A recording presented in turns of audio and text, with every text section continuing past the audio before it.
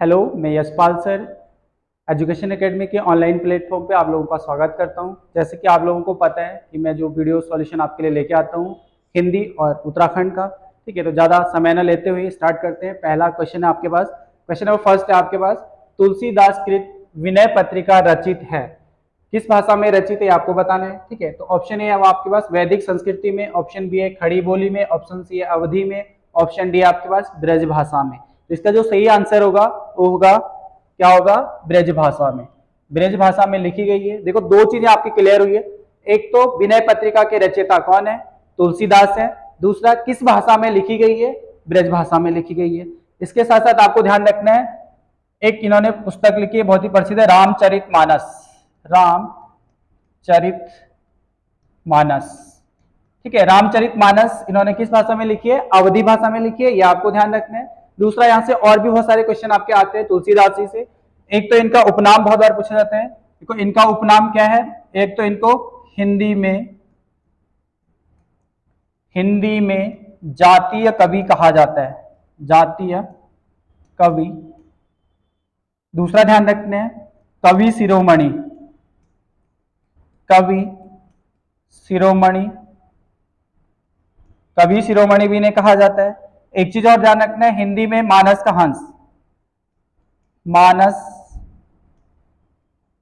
का हंस भी इनको कहा जाता है, ये आपको ध्यान रखना है प्रमुख, ठीक है। ये बहुत बार पूछा जाता है और पूछा भी गया आप लोगों से। दूसरा यहां से ध्यान रखना है, जो इनका जन्म भी पूछा जा सकता है, तो 1532 में इनका जन्म हुआ, ये आपको ध्यान रखना है इनसे। कुछ और रचनाएं इनके देख लेते हैं, जैसे दोहावली बहुत बार पूछा जाता है, दोहावली, कवितावली।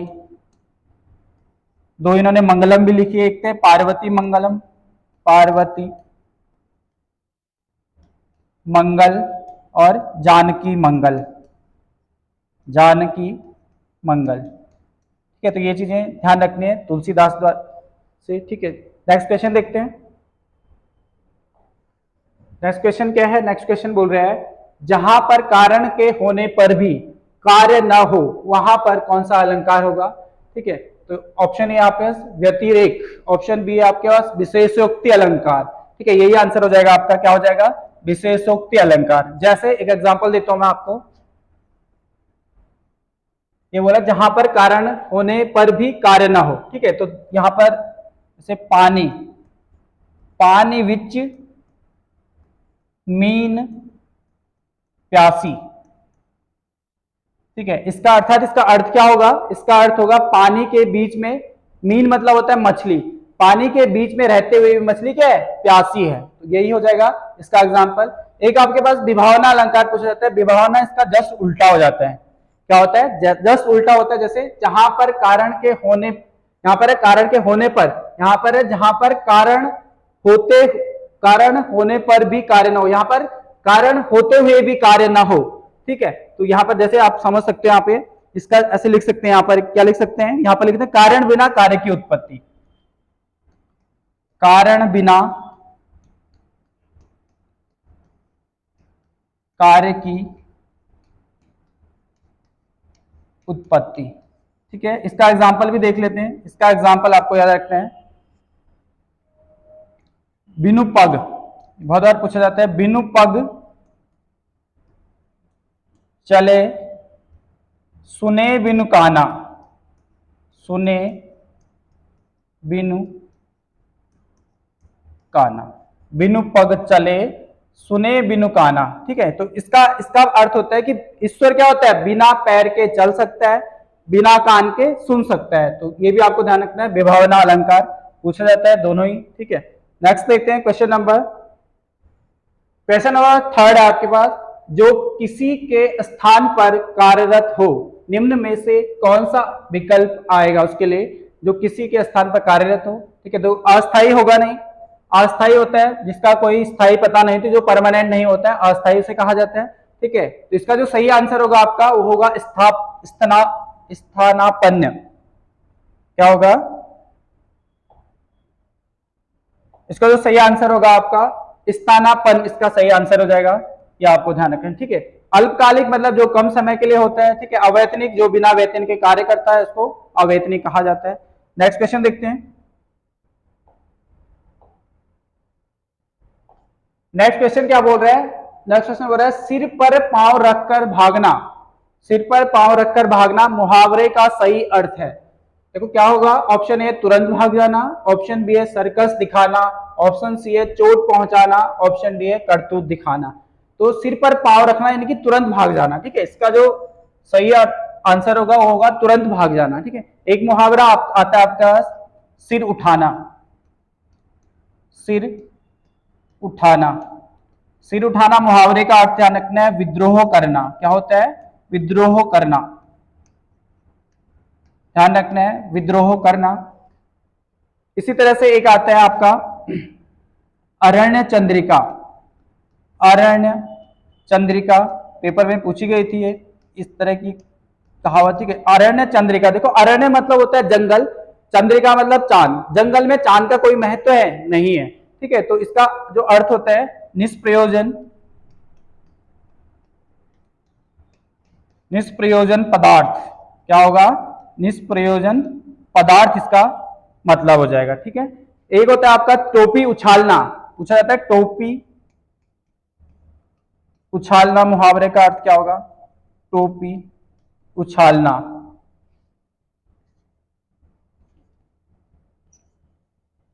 नीचे लिख देते हैं टोपी उछालना। टोपी उछालना का अर्थ हो जाएगा आपका बेइज्जती करना, ठीक है। बेइज्जती करना या अपमानित करना, ठीक है। बेइज्जती करना या अपमानित करना, इसका ध्यान रखना है। नेक्स्ट क्वेश्चन देखते हैं आपके पास। नेक्स्ट क्वेश्चन क्या है? नेक्स्ट क्वेश्चन आपका निम्नलिखित में से सही विलोम युग्म नहीं है, ठीक है। ऑप्शन ए ममता, ममता प्यार घृणा, ठीक है। तो सही हो जाएगा मधुर, मधुर का कटु सही हो जाएगा। याचक का जाचक, याचक का देखो याचक का मतलब होता है याचक मांगना। क्या होगा? मांगना, ठीक है। याचक का अर्थ होता है मांगना, और तो इसका क्या हो जाएगा? इसका सही विलोम होगा दाता। क्या होगा? सही विलोम हो जाएगा दाता, ठीक है। बाकी ऑप्शन डी है निर्दय का सदैव भी होता है, ठीक है। तो चलो नेक्स्ट देखते हैं क्वेश्चन। क्वेश्चन नंबर 6 क्या है? निम्न में एक पर्यायवाची युग्म सही नहीं है। कौन सा नहीं होगा? देखो सरोवर, ऑप्शन ए सरोवर, पुष्कर बिल्कुल सही है। जलधि का अम्बुद, जलधि का अम्बुद नहीं होता। देखो जलधि का क्या होता है? जलधि का आपको याद रखना है, जलधि का होता है समुद्र, पर्यायवाची समुद्र हो जाएगा। अम्बुद आपको याद रखना है, अम्बुद होता है बादल।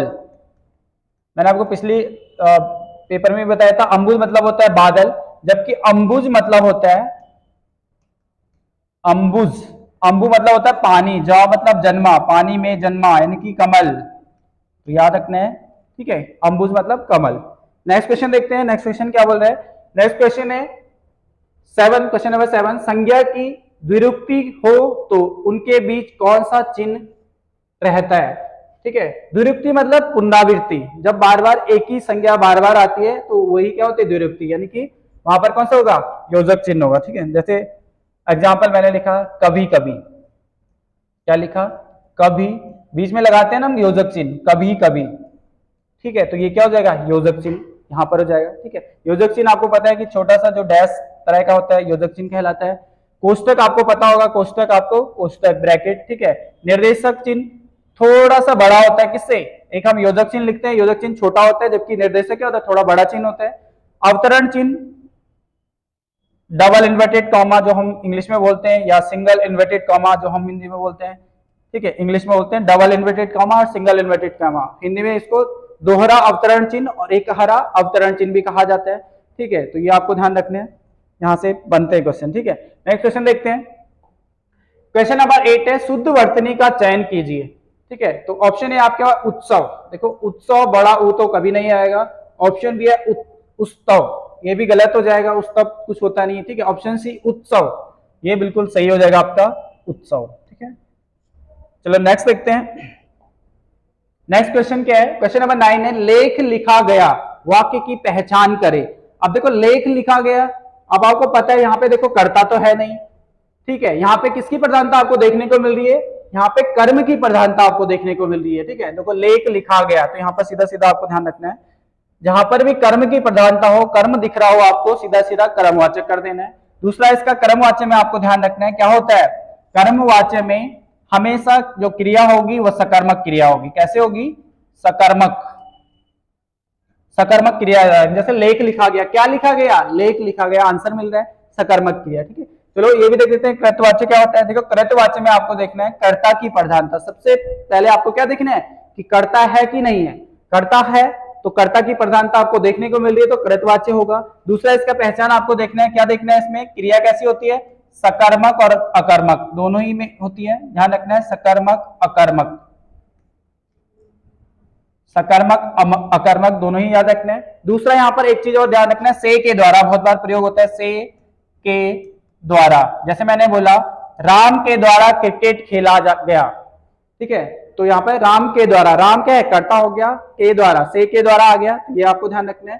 ठीक है, भाववाच्य में आपको ध्यान रखना है, यहाँ पे से की प्रधानता होती है, क्रिया अकर्मक होती है, क्रिया कैसी होती है, अकर्मक होती है। ठीक है, और ज्यादातर 90% क्या होते हैं, नहीं के भाव में जो भी सेंटेंस आपको दिया हो वो भाववाचक होता है। जैसे मैंने बोला रोगी से चला नहीं जाता, मुझसे दरवाजा नहीं खुलता, या मुझसे खाना नहीं खाया जाता, कुछ भी, मतलब ज्यादातर नकारात्मक फॉर्म में जो भी होता है वो किसमें होते हैं, भाववाचक। दूसरा से, जैसे मैंने बोला रोगी से चला नहीं जाता, तो रोगी से आ गया आपका, तो ये क्या हो जाएगा आपका भाववाचक संज्ञा होगा। ठीक है, चलो नेक्स्ट क्वेश्चन देखते हैं।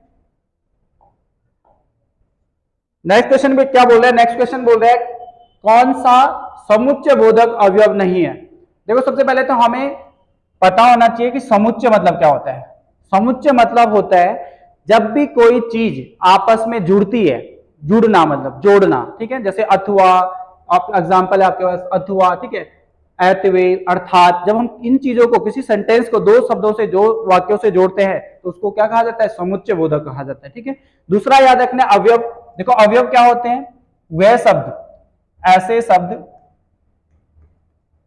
ऐसे शब्द जिन पर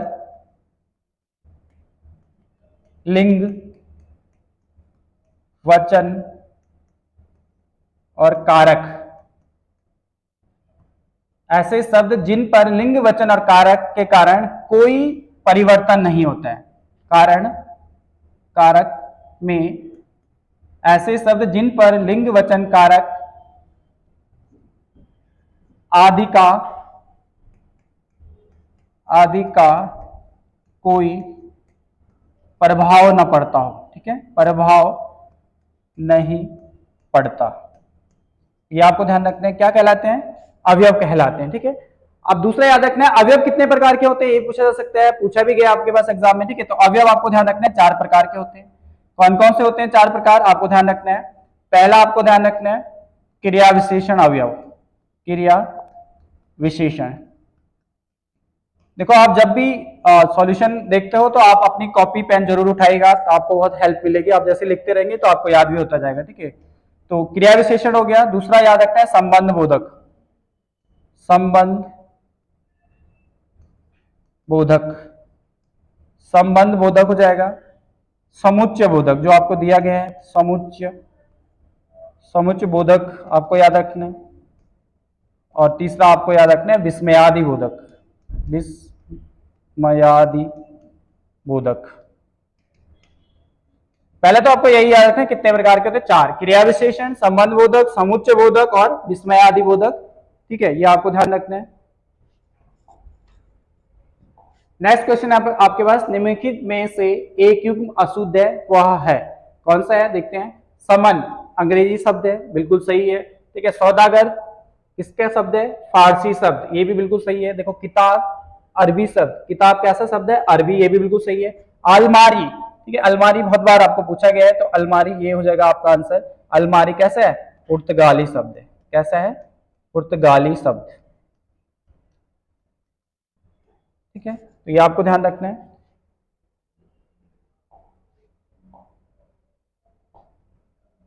नेक्स्ट क्वेश्चन देखते हैं। नेक्स्ट क्वेश्चन क्या है, क्वेश्चन नंबर 12, परसर्ग के कितने भेद हैं।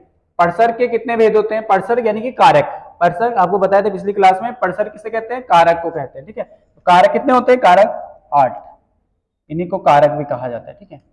तो ध्यान रखना है 8 होते हैं, ठीक है। नेक्स्ट क्वेश्चन देखते हैं, क्वेश्चन नंबर 13, काला घोड़ा तेज दौड़ता है में क्रिया विशेषण है। क्रिया की विशेषता कौन बता रहा है इसमें? काला घोड़ा तेज दौड़ता है, तो तेज क्या हो जाएगा हमें? क्रिया की विशेषता हो जाएगी। आंसर होगा आपका बी, ठीक है। नेक्स्ट क्वेश्चन देखते हैं, क्वेश्चन नंबर 14, स्त्रीत्व शब्द में कौन सी संज्ञा है? देखो द्रववाचक संज्ञा बिल्कुल नहीं होगी, भाववाचक संज्ञा, भाववाचक, ठीक है, क्या होगा? भाववाचक संज्ञा होगा। स्त्रीत्व, ठीक है, भाववाचक संज्ञा हो जाएगा, ठीक है। अगर आपको लिखा होता है स्त्री, तो स्त्री कैसा होता है? स्त्री जातिवाचक संज्ञा हो जाती है, ठीक है। लेकिन स्त्रीत्व लगा है तो ध्यान रखना है स्त्री जातिवाचक, स्त्रीत्व आएगा तो भाववाचक, ध्यान रखना है, ठीक है। नेक्स्ट क्वेश्चन देखते हैं, नेक्स्ट क्वेश्चन क्या है? नेक्स्ट क्वेश्चन है क्वेश्चन नंबर 15, अनुवेशण का शुद्ध संधि विच्छेद है। तो अनुवेशण, अनुधनु ऐषणा, ये गलत हो जाएगा, अनुधन ऐषणा, अनुवेशण ये बिल्कुल सही हो जाएगा, ठीक है। अनुधन ऐषण, उ यहाँ पे क्या मिला है? छोटा उ प्लस ए मिलके बना है, ठीक है, तो ये हो जाएगा अन्वेषण। तो ये कौन सी संधि होगी अन्वेषण में? तो ध्यान रखना है यण संधि है, ठीक है, यण संधि, ये आपको ध्यान रखना है। नेक्स्ट क्वेश्चन देखते हैं, नेक्स्ट क्वेश्चन क्या बोल रहा है? नेक्स्ट क्वेश्चन है क्वेश्चन नंबर 16, इनमें से कौन सा पश्च स्वर है? ठीक है, देखो सबसे पहले तो हमें जीभ के आधार पे स्वरों को कितने भागों में बांटा गया ये पता होना चाहिए। तो जीभ के आधार पे स्वरों को 3 भागों में बांटा गया, ठीक है। कौन कौन से अब बताता हूं मैं, कैसे याद करना है इनको वो भी बताता हूँ, ठीक है। सबसे पहले आपको क्या करना है, सबसे पहला जो वर्ण लिखते हैं वो क्या लिखते हैं? अ। आपको कुछ नहीं करना, आपने अ लिखना है, अ के आगे आपने आ लिख देना है। क्या लिखना है? अ के आगे आ, आ लिख दिया। अब हम इसके बैक आएंगे, यहाँ पर हम क्या लिखेंगे? ई, और इधर क्या लिखेंगे? बड़ी। इसी तरह से अ लिखा, फिर इधर आ, फिर ई, फिर इधर हम क्या लिखेंगे? उ, फिर इधर ए आई, ठीक है। और इधर क्या लिखेंगे? फिर ओ और आओ।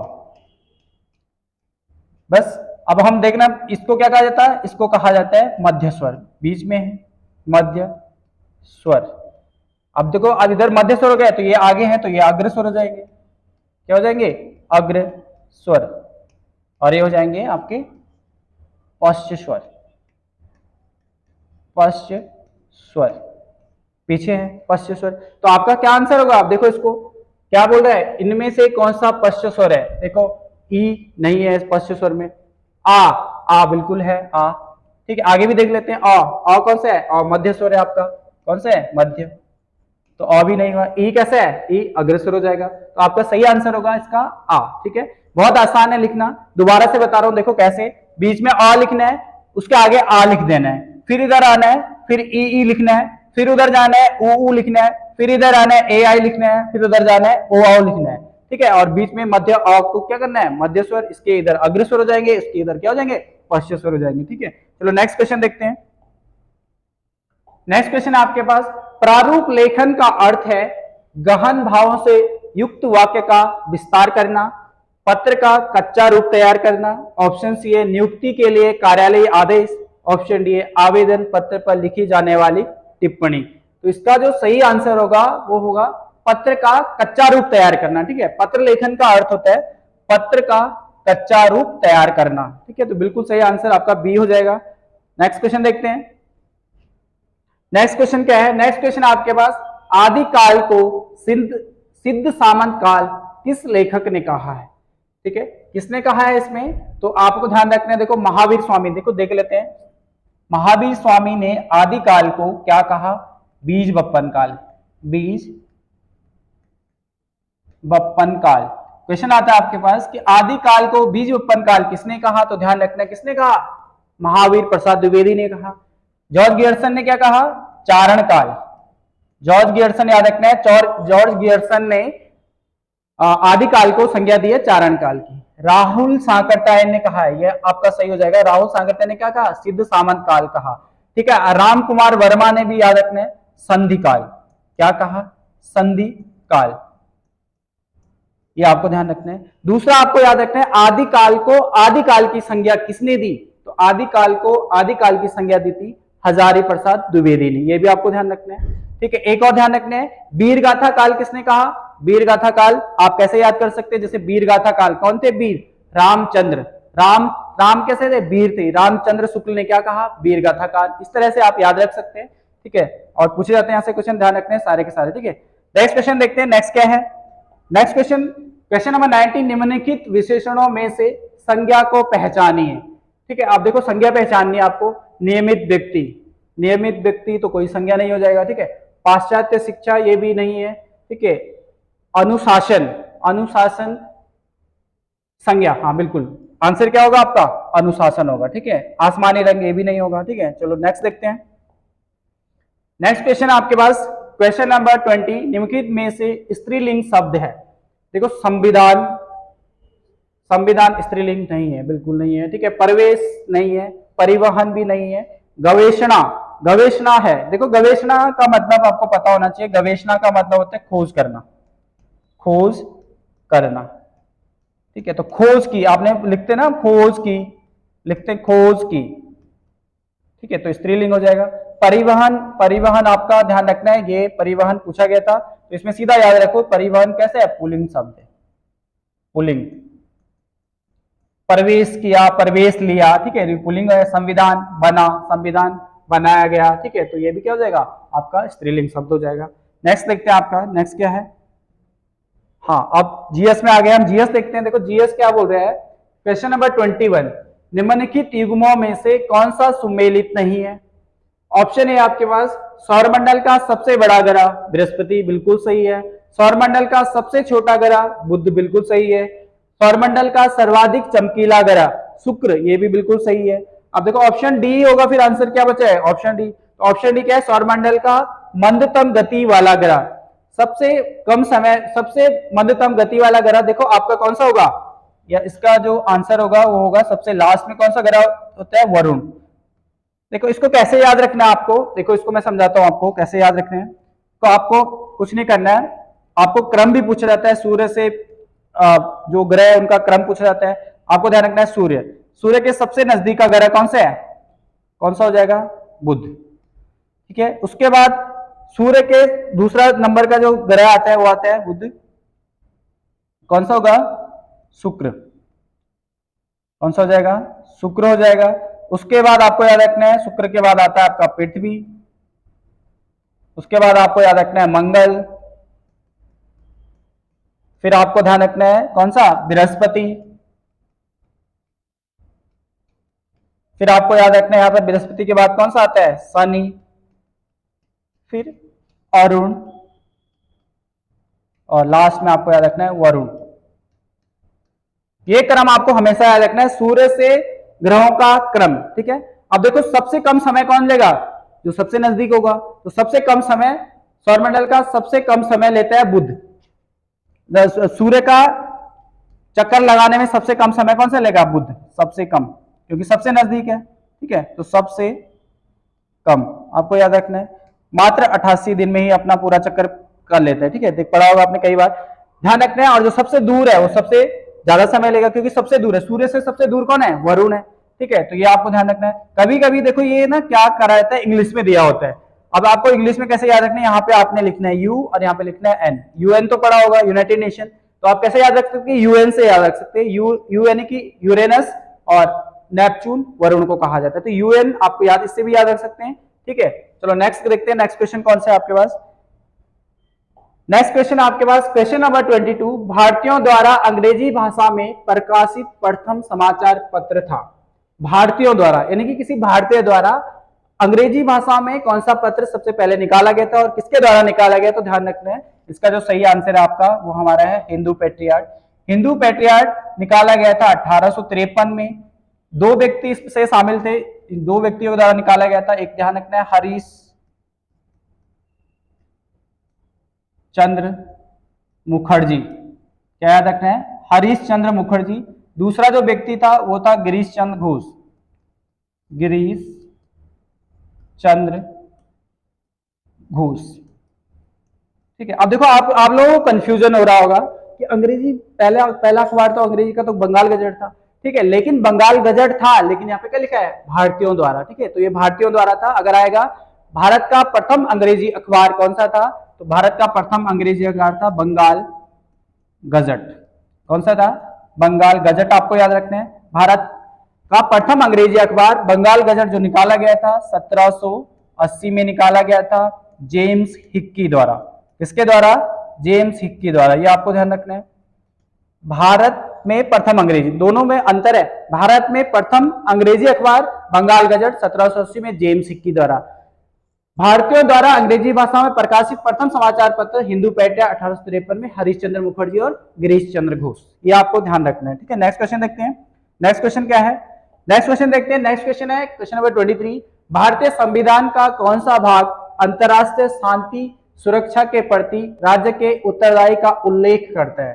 ठीक है, तो इसमें क्या आंसर होगा, देखो, मौलिक अधिकार नहीं, मौलिक कर्तव्य नहीं, आंसर होगा आपका सी। क्या होगा, आंसर होगा सी, नीति निर्देशक तत्व। देखो, नीति निर्देशक तत्व आपको याद रखना है, भाग कौन से भाग में है, ठीक है, कहां से कहां तक है, तो ध्यान रखना है नीति निर्देशक तत्व आपके कौन से भाग में है, भाग 4 क, भाग 4 क में। अनुच्छेद आपको याद रखना है, अनुच्छेद कहां से कहां तक है, अनुच्छेद 36 से लेकर 51 हो जाएगा।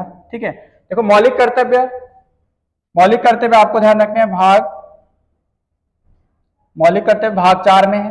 ठीक है, मौलिक अधिकार भाग 3, भाग 3। ठीक है, मौलिक अधिकार आपको याद रखना है, जो मौलिक अधिकार है भाग कहां से है, भाग आर्टिकल आपको याद रखना है, आर्टिकल 12 से 36।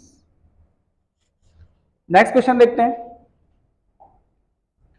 Question number 24। कौन सा हड़प्पीय नगर 3 भागों में विभक्त था। पहला ऑप्शन है आपके पास लोथल, दूसरा है कालीबंगा, तीसरा है धौलावीरा और चौथा है सुरकोटदा।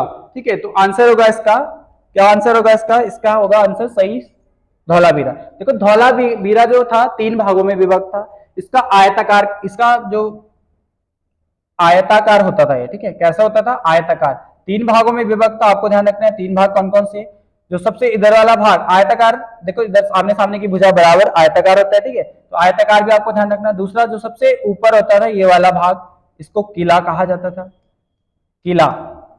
ठीक है, जो ये वाला भाग है मध्य नगर हो जाएगा, मध्य नगर, और ये हो जाएगा निचला नगर, निचला नगर, क्या हो जाएगा, निचला नगर हो जाएगा। ठीक है, तो ये आपको ध्यान रखना है इससे।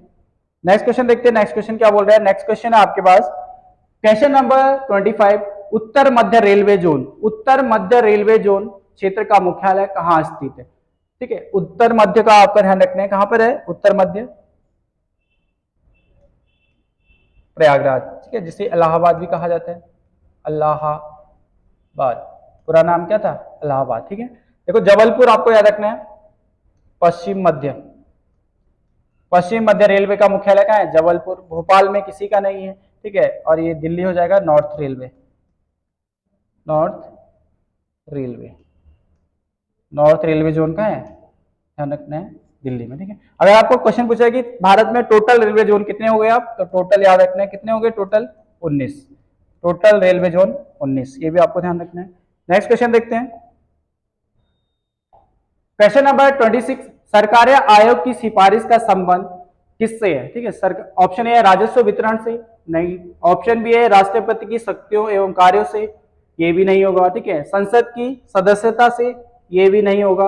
आंसर आपका डी होगा। ठीक है, क्या होगा आंसर, डी होगा, केंद्र और राज्यों के पारस्परिक संबंधों से है। ठीक है, इसका ध्यान रखना। देखो, सरकारी आयोग का जो गठन किया गया था 1983 में किया गया था, ये आपको ध्यान रखना है। अगर आपको पूछे केंद्र राज्यों के बीच संबंध कौन सी अनुसूची में है, तो अनुसूची आप याद रखना है, अनुसूची 7, किसमें, अनुसूची 7। अनुच्छेद भी पूछा था, केंद्र राज्यों के बीच में जो संबंध है कौन से आर्टिकल में इनका वर्णन किया गया है, तो अनुच्छेद आप कैसे याद रखेंगे, अनुच्छेद आपको याद रखना है, अनुच्छेद 245 से लेकर और 293 तक क्या है, केंद्र राज्यों के बीच संबंध के बारे में बताया गया है। ये भी आपको ध्यान रखना है, इनका शक्तियां। ठीक है, चलो नेक्स्ट क्वेश्चन देखते हैं, क्वेश्चन नंबर 27 है, भारत सरकार की प्रधानमंत्री मातृत्व वंदना योजना का संबंध निम्नलिखित में से किससे है? देखो, गुणवत्ता वाली निःशुल्क शिक्षा, नहीं।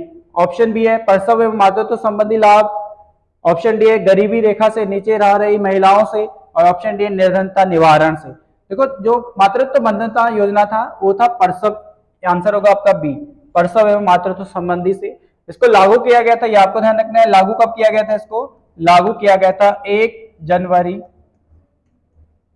2017 से, 1 जनवरी 2017 से। इसमें ध्यान रखना है, इसमें 6,000 रुपए भी दिए जाते हैं, ठीक है। 6,000 रुपए दिए जाते हैं जब भी प्रसव होता है माता को, ठीक है। तो ये आपको ध्यान रखना है। नेक्स्ट क्वेश्चन नंबर 28 है, विश्व बैंक द्वारा प्रस्तुत वैश्विक अर्थव्यवस्था को कितने वर्गों में बांटा गया है?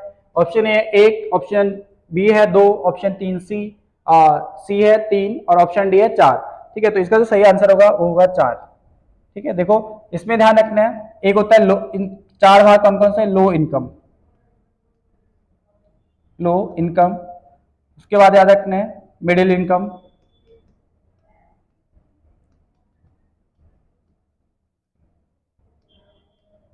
अपर मिडिल इनकम, ठीक है, और लास्ट लिखना है हाई इनकम।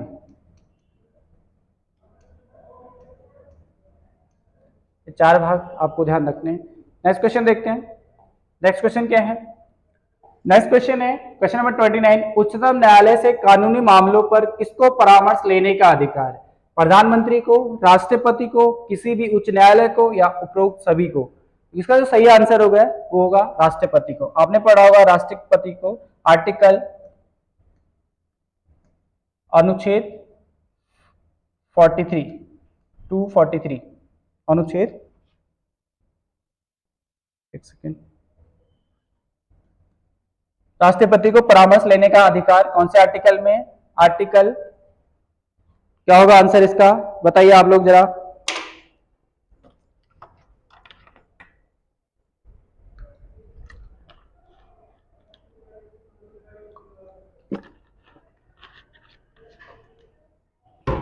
ठीक है, 143 इसमें है, अनुच्छेद 143 में, ठीक है। ये आपको ध्यान रखना है।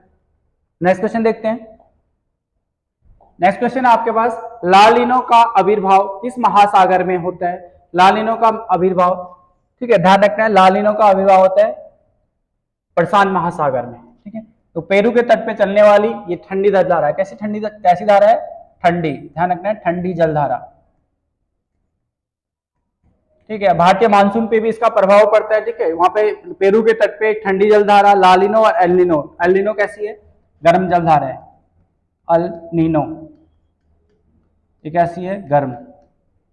अल नीनो कैसी जलधारा है? गर्म जलधारा। जब पेरू के तट पे ठंडी और गर्म जलधाराएं चलती आपस में टकराती है तो ये चलती है भारत की ओर, ठीक है, तो प्रशांत महासागर में। तो ये जब भारत में इनका क्या होता है, इसके कारण अल नीनो के कारण, लालिनो के कारण सर्वाधिक वर्षा होती है, ठीक है, ध्यान रखना है, सर्वाधिक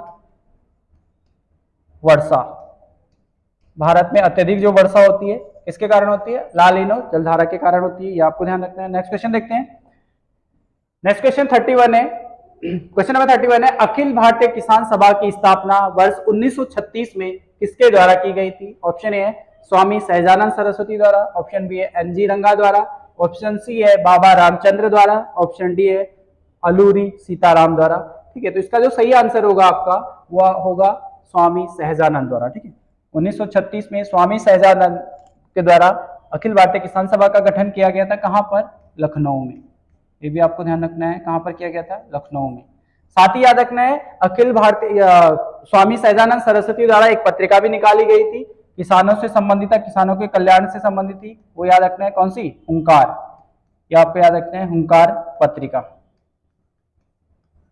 हुंकार पत्रिका भी किसने निकाली? सहजानंद सरस्वती द्वारा, ये आपको ध्यान रखना है। नेक्स्ट क्वेश्चन देखते हैं। क्वेश्चन नंबर 32 है, 42वें संविधान संशोधन के माध्यम से भारतीय संविधान में कितने मौलिक कर्तव्य सम्मिलित किए गए थे?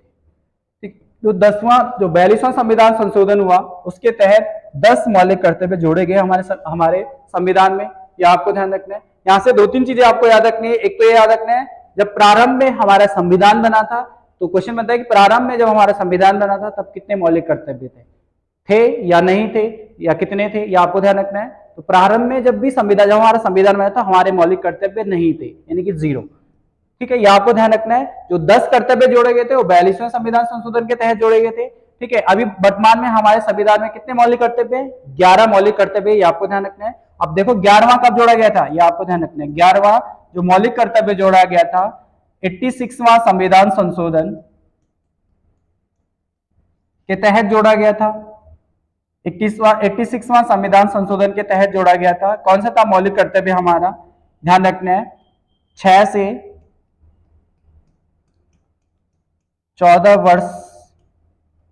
से 14 वर्ष के बच्चों को अनिवार्य शिक्षा। ठीक है, अनिवार्य शिक्षा। 86वां संविधान संशोधन के 86वां संविधान संशोधन आपका कब हुआ था? 2002 में। ठीक है, 86वां संविधान संशोधन 2002 के तहत 6 से 14 वर्ष के बच्चों को अनिवार्य शिक्षा, ये जोड़ा गया था 11वां मौलिक कर्तव्य। अभी वर्तमान में कितने मौलिक कर्तव्य? 11। ठीक है, ये आपको ध्यान रखना है। क्वेश्चन नंबर 33 है, मेल वेवर प्रेषित करने का सबसे सामान्य पाथवे कौन सा है? ठीक है, देखो ऑप्शन ए है पेन ड्राइव, ऑप्शन बी है फ्लॉपी डिस्क, ऑप्शन सी है रिमूवेबल डिवाइस और ऑप्शन डी है ईमेल। देखो प्रेषित करना मतलब होता है भेजना। अब हम किस, इसमें तो कोई लग नहीं रहा आपको, पेन ड्राइव होगा नहीं, ऑप्टिकल डिवाइस है, फ्लॉपी डिस्क भी नहीं होगा, रिमूवेबल डिवाइस भी नहीं होगा, तो प्रेषित करने के मेल। ठीक है, ईमेल आंसर, ध्यान रखना है। क्वेश्चन नंबर 34, किस पंचवर्षीय योजना में भारी उद्योगों को प्राथमिकता दी गई थी? ठीक है, देखो भारी उद्योगों का एक फॉर्मूला आपको दिखाता हूं, इसको याद रखना है कैसे। कुशाग्र, कैसे याद रखना है? कुशाग्र। ठीक है, अब देखो यहां से बहुत बार क्वेश्चन बनते हैं, ज्यादातर यहां तक बनते हैं आपका कि कौन सी पंचवर्षीय योजना में किस पे बल दिया गया था। तो सबसे पहले आपको याद रखना है, पहली जो पंचवर्षीय योजना थी उसमें के से याद रखना है कृषि पर बल दिया गया था। ऑप्शन बी है आपके पास, सॉरी यू है आपके पास, यह है क्या है? उद्योग। यू से आपको क्या रखना है? उद्योग धंधे जो भी थे उन पे बल दिया गया था। ठीक है, तीसरी पंचवर्षीय योजना में आपको याद रखना है समावेशी विकास, एस से याद रखना है समावेशी विकास। क्या याद रखना है? समावेशी विकास। ठीक है, चौथी पंचवर्षीय योजना ए से याद रखना है आत्मनिर्भरता। ठीक है, पांचवी पंचवर्षीय योजना बहुत बार पूछी जाती है, जी से याद रखना है गरीबी हटाओ। क्वेश्चन आता है गरीबी हटाओ का नारा किस पंचवर्षीय योजना में दिया गया था?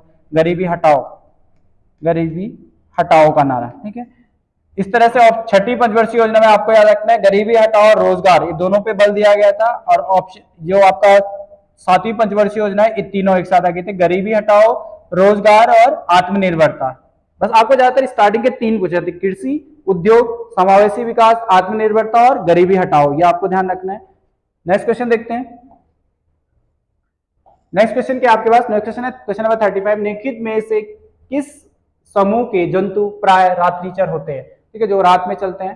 तो ऑप्शन है घरेलू मक्खी, नहीं घरेलू मक्खी दिन के समय। ठीक है, खटमल तथा तोता, ये भी गलत हो जाएगा। ऑप्शन बी है मच्छर, चमगादड़ तथा उल्लू।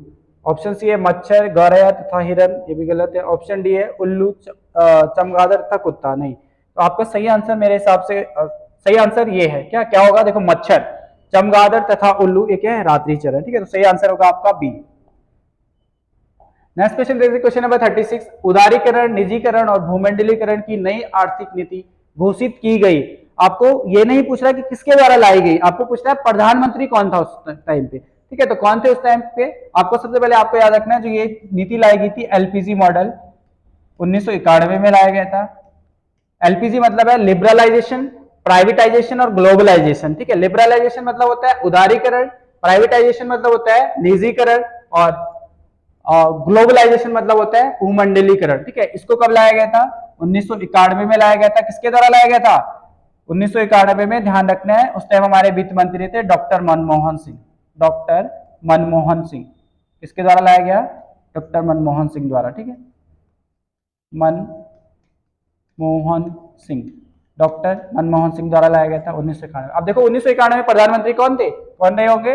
नरसिम्हा राव। कौन थे? नरसिम्हा राव। तो ये आपको ध्यान रखना है। ठीक है, क्वेश्चन नंबर 37, भारत तथा पाकिस्तान के मध्य सीमा रेखा एक उदाहरण है। अध्यारोपित सीमा है, पूर्ववर्ती सीमा का, या अपशिष्ट सीमा का, या पूर्ववर्ती सीमा का। तो अध्यारोपित सीमा मतलब होता है कि रोपा, उसको मतलब खुद से प्राकृतिक नहीं थी वो, उसको अध्यारोपित किया गया, मतलब खुद से खींची गई वो रेखा। ठीक है, तो आंसर आपका सही होगा ये वाला, अध्यारोपित की गई थी, इसको खींचा गया था। ध्यान रखना है, इसको खींचा गया था 17 अगस्त 1947 को। इसका नाम है रेडक्लिफ। ठीक है, सर रेडक्लिफ नामक एक सर्वेयर थे उनके द्वारा, तो इसका दिया गया नाम रेडक्लिफ। क्या नाम है? भारत और पाकिस्तान के बीच सीमा रेखा, उसको कहा जाता है रेडक्लिफ लाइन। ठीक है, तो सर रेडक्लिफ द्वारा खींची गई थी, 17 अगस्त 1947 को खींची गई थी, अध्यारोपित किया गया था। ठीक है, तो आंसर हो जाएगा आपका ए। क्वेश्चन नंबर 38 है, सूची फर्स्ट को सूची सेकंड के साथ सुमेलित कीजिए एवं निम्न दिए गए कूटों में से सही उत्तर का चयन कीजिए। अब देखो आपको क्या पूछ रहा है, सूची फर्स्ट को देखो, आप ऋग्वेद देखो, आपके दिया है सामने गौपद, ये क्या है? ब्राह्मण ग्रंथ है। क्या है? ब्राह्मण ग्रंथ है। तो इसको मैच करना है। अब हम देखेंगे, देखो ऋग्वेद का ब्राह्मण ग्रंथ कौन सा था? ऐत्रेय ब्राह्मण ग्रंथ है। सामवेद का आपको याद रखना है, सामवेद का जो ब्राह्मण ग्रंथ था वो था पंचविश। कौन सा था? पंचविश। अथर्ववेद आपको याद रखना है, अथर्ववेद का आपको याद रखना है कौन सा था? गौपद ब्राह्मण। ठीक है, यजुर्वेद का आपको सप्तपद ब्राह्मण। तो आप मैच कर ले कौन सा होगा इसका आंसर, देखते हैं। पहले का थर्ड, तो पहले का थर्ड ये वाला, देखो पहले का थर्ड एक ही दिख रहा है आपको, बाकी का मैच कर लेना। ठीक है, तो आंसर आपका क्या हो जाएगा? आंसर होगा आपका सी। यहाँ पे आपको ध्यान रखना है, ये ए है, ये बी है, ये सी है। टाइपिंग थोड़ा सा मिस्टेक हो गई है, ए बी सी डी। ठीक है, तो ये आपका बी सी और डी, तो आंसर आपका क्या हो जाएगा? सी आंसर होगा। ठीक है, ये आपको ध्यान रखना है। नेक्स्ट क्वेश्चन देखते हैं। क्वेश्चन नंबर 39 है, दक्षिण भारत में सिंचाई व्यवस्था का अग्रदूत किसे माना जाता है? ठीक है, ऑप्शन ए सर आर्थर कॉटन को, ऑप्शन बी है कर्नल वेयर्ड स्मिथ को, ऑप्शन सी है लेफ्टिनेंट ब्लेन को, और ऑप्शन डी है कर्नल रॉबर्ट स्मिथ को। ठीक है, तो जिसका सही आंसर होगा, इसका सही आंसर ए हो जाएगा आपका। ठीक है, सर आर्थर कॉटन एक इंजीनियर थे, इन्होंने वहां पे बहुत सारी नई तकनीकें अपनाई, नई टेक्नोलॉजी लेके आए थे, बहुत सारे इन्होंने नहरें बनाई थी, बहुत सारे तालाब बनाए थे, इसीलिए इनको क्या कहा जाता है? दक्षिण भारत में सिंचाई व्यवस्था का अग्रदूत माना जाता है। ठीक है, ध्यान रखना है, एक इनका संग्रहालय भी बनाया गया है, सर आर्थर कॉटन संग्रहालय। कहां पर है ये आपको ध्यान रखना है, यह है आपका आंध्र प्रदेश।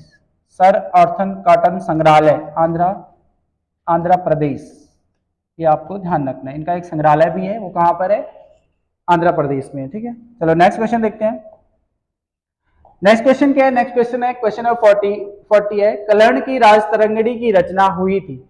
ऑप्शन ए 11वीं शताब्दी में, ऑप्शन बी है 12वीं शताब्दी में, ऑप्शन सी है 13वीं शताब्दी में, ऑप्शन डी है 10वीं शताब्दी में। ठीक है, तो जो इसका देखो, इसका जो आंसर होगा वो होगा 12वीं शताब्दी में। ये 1148-49 के आसपास इसकी रचना की गई थी। तो कौन सा शताब्दी होगा? शताब्दी वर्ष कौन सा चल रहा होगा? 12वीं शताब्दी चल रही होगी। ठीक है, तो आंसर बी हो जाएगा।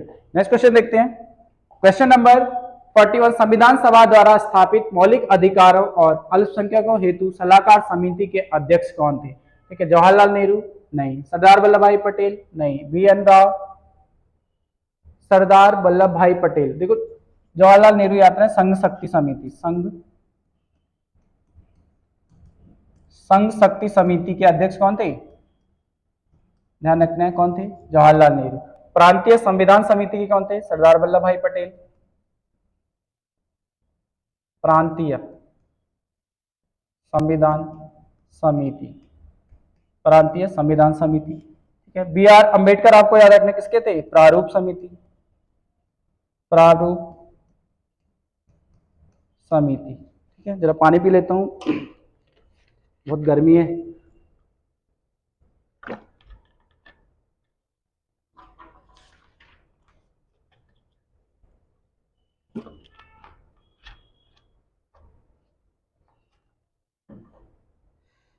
इसका जो आपका सही आंसर होगा वो होगा सरदार वल्लभ भाई पटेल। ठीक है, मौलिक अधिकारों के अल्पसंख्यकों हेतु सरदार वल्लभ भाई पटेल, ये भी आपको याद रखना है। ठीक है, चलो नेक्स्ट क्वेश्चन देखते हैं। क्वेश्चन नंबर 42 है, विश्व का प्रथम जूट उद्योग स्थापित किया गया था स्कॉटलैंड के डुंडी में, भारत के गुजरात में, ऑस्ट्रेलिया के सिडनी में, या बांग्लादेश के ढाका में। इसका जो सही आंसर होगा वो होगा ए, स्कॉटलैंड के डुंडी में। ठीक है, नेक्स्ट क्वेश्चन देखते हैं। क्वेश्चन नंबर 43 है, पृथ्वी के क्रस्ट में सबसे प्रचुर मात्रा में कौन सी धातु पाई जाती है, ठीक है, पृथ्वी के क्रस्ट में बोल रहा है, ठीक है। पिछले वाले उसमें भी आपको पूछा गया, पिछले वाले में शायद आपको पूछा गया था क्या, पिछली बार पूछा गया था आपको कोर में, इस बार पूछा है क्रस्ट में।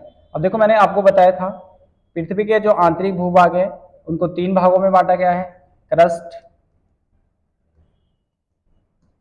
मेंटल और कोर में, ठीक है। अब यहाँ पर जो पाया जाता है वो पाया जाता है सियाल, और यहाँ पर क्या पाया जाता है, सीमा, और यहाँ पर निफे। तो आपको ध्यान रखना है यहाँ पर पूछता है कि क्रस्ट में, तो क्रस्ट में जो सर्वाधिक मात्रा में पाया जाता है वो एल्युमिनियम पाया जाता है, ठीक है। तो आंसर इसका क्या हो जाएगा, एल्युमिनियम। एक क्वेश्चन आता है आपके पास कि पृथ्वी के भूपरपट्टी पे सर्वाधिक मात्रा में पाया जाने वाला था, तो ये तो क्रस्ट है, लेकिन परपट्टी, तो इस पे लिख लेना है, क्वेश्चन बहुत बार बनते हैं, भूपरपट्टी, भूपरपट्टी पे याद रखना है, ठीक है।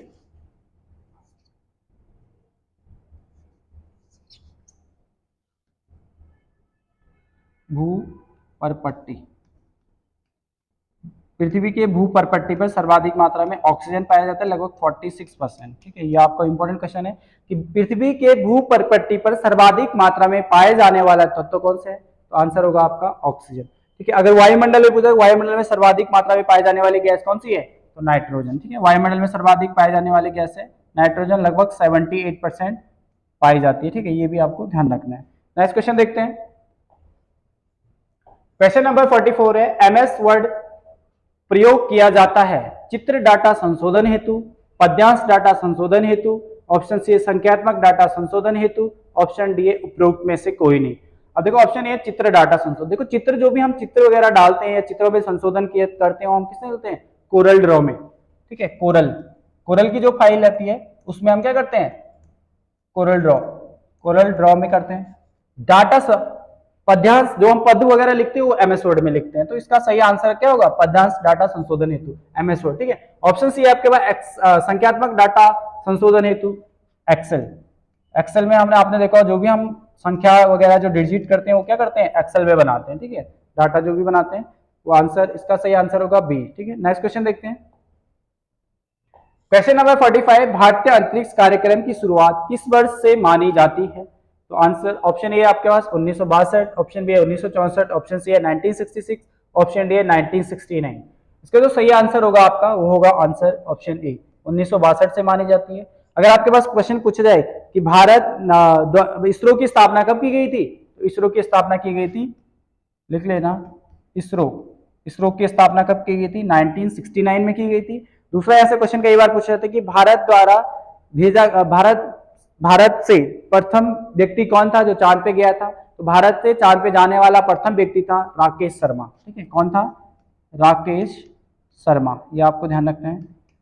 भारत द्वारा चांद पर भेजा गया पहला व्यक्ति कौन था, राकेश शर्मा, ये भी आपको ध्यान रखना है, ठीक है। नेक्स्ट क्वेश्चन देखते हैं, नेक्स्ट क्वेश्चन क्या बोल रहा है, नेक्स्ट क्वेश्चन बोल रहा है निम्नलिखित में से वह भू आकृति जो कि हिमानी द्वारा नहीं बनती है, ठीक है। ऑप्शन ए है सर्क, ऑप्शन बी है हॉर्न, ऑप्शन सी है लटकती घाटी, और ऑप्शन डी है बी आकार की घाटी। देखो इसका जो सही आंसर होगा वो होगा बी आकार की घाटी। कौन सा होगा, सही आंसर होगा बी आकार की घाटी।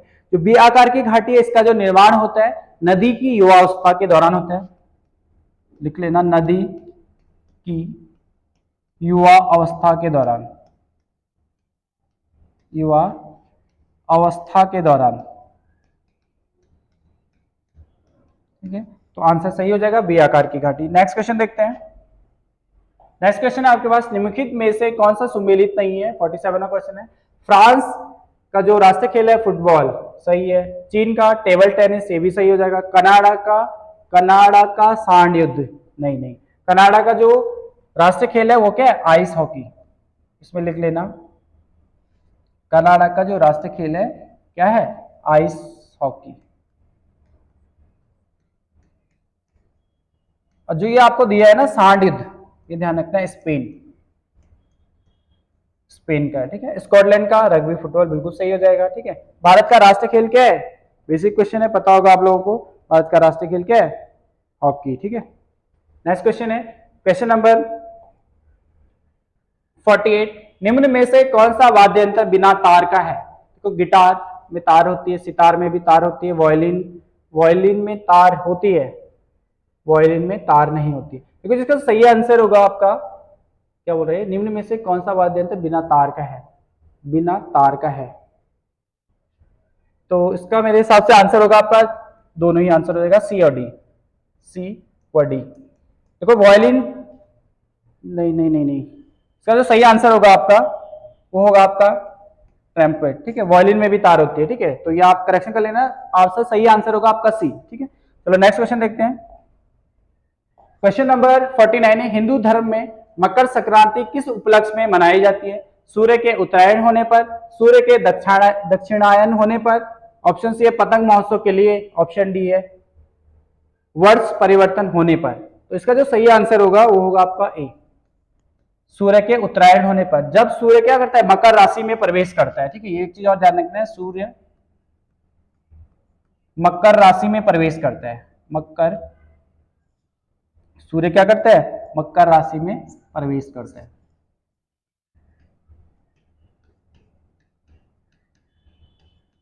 में प्रवेश,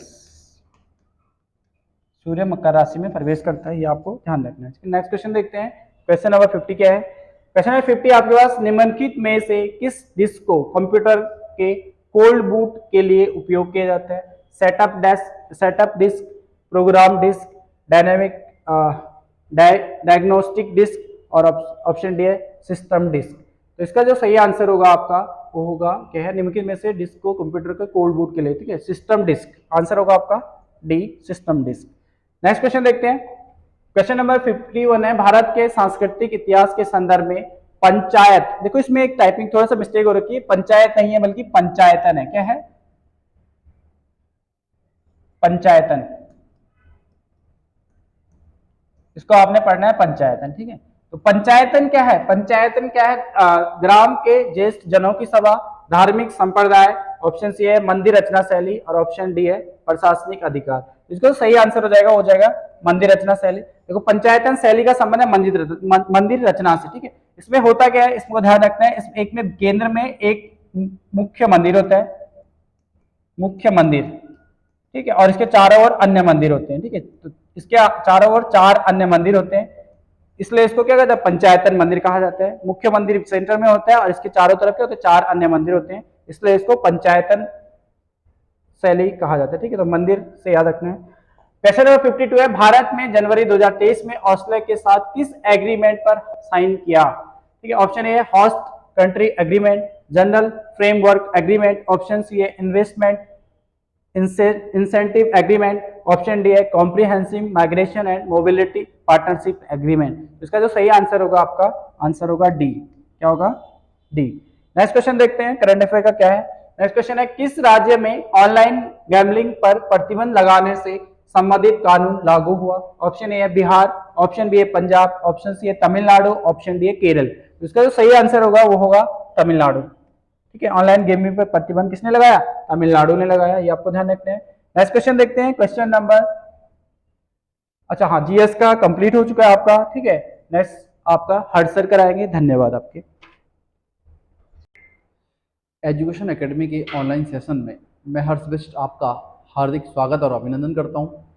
आज के सेशन में मैं आपको रीजनिंग और उत्तराखंड का सॉल्यूशन कराऊंगा, जबकि इससे पहले आपने हिंदी और जीएस का सॉल्यूशन देखा होगा।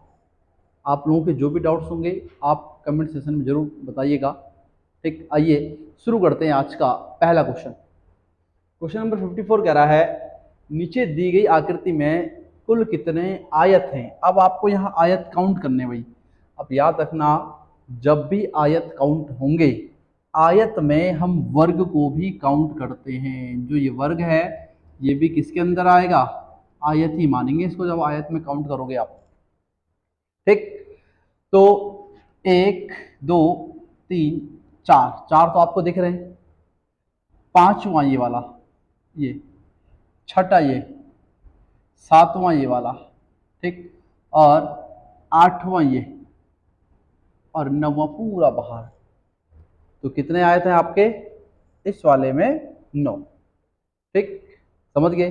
बाकी आप लोग ठीक से काउंट करना, दोबारा देखना।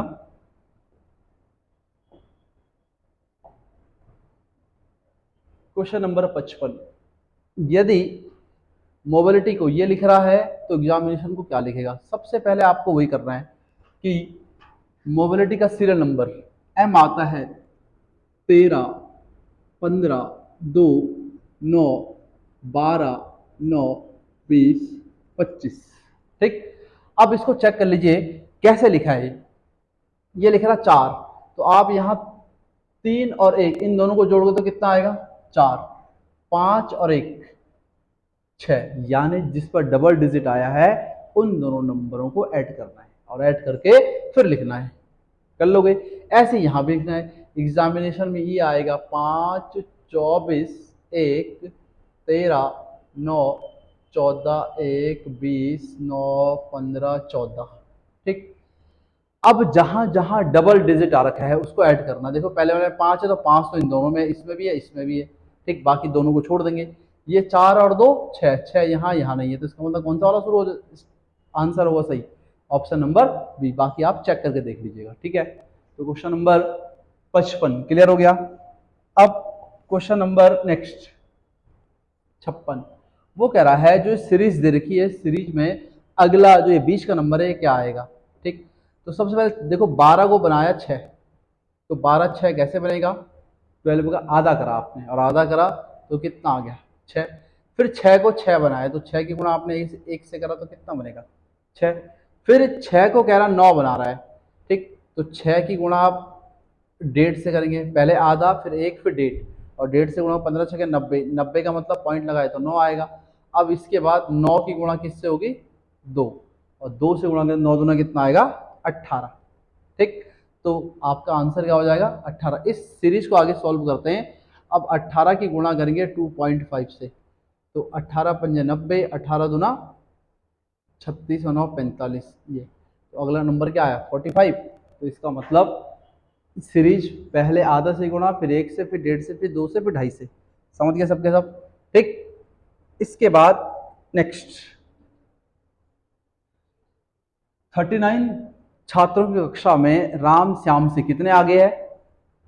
7 रैंक आगे है। यदि श्याम का रैंक अंतिम से 17वां हो तो बताइए राम की रैंक प्रारंभ से कितनी होगी? आपने एक फॉर्मूला पढ़ा होगा, टोटल इज इक्वल टू होता लेफ्ट प्लस राइट माइनस 1, ये फॉर्मूला पढ़ा होगा आपने। ठीक, अब ये भी पढ़ा होगा कि जिसका प्रारंभ से स्थान होगा उसी का अंत से स्थान भी पता होना चाहिए आपको। ठीक है, तो टोटल की जगह लिख लीजिए आप 39 बराबर श्याम का रैंक अंत से कौन सी है? सपोज श्याम का अंत से 17वीं है, तो श्याम का प्रारंभ से नहीं पता हमें, प्रारंभ से क्या रैंक होगी? और माइनस 1, तो 39 इज इक्वल टू 17 में से क्या? 16 बराबर प्रारंभ से। ठीक, इसके बाद ये 39 माइनस 16 और ये आ जाएगा प्रारंभ से, तो 39 माइनस 16 कितना आता है? 23, यानी श्याम की रैंक प्रारंभ से कितने आगे? इसकी रैंक प्रारंभ से आए 23। ठीक, अब सवाल क्या कह रहा कि राम श्याम से कितना आगे है?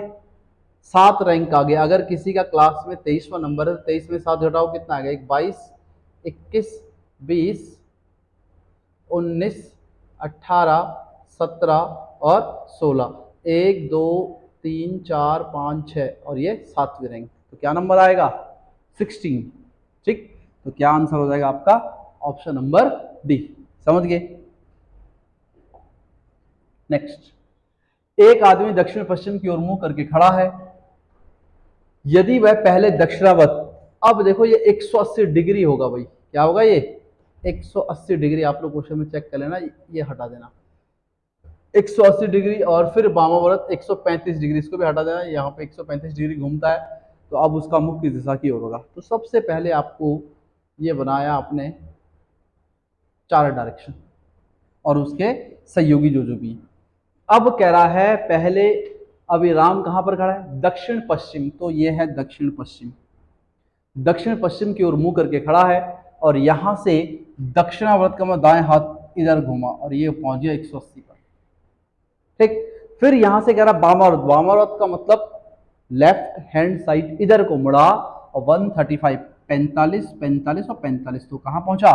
पश्चिम में। तो बताओ उसका मुख किस दिशा की ओर होगा? उसका मुंह है पश्चिम दिशा की ओर, इतना समझ गए सबके सब? ठीक। इसके अलावा नेक्स्ट अगला सवाल, महेश का जन्म 19 नवंबर 1981 को हुआ था, तो बताइए वह किस तारीख को 24 साल 3 माह और 15 दिन का हो जाएगा भाई।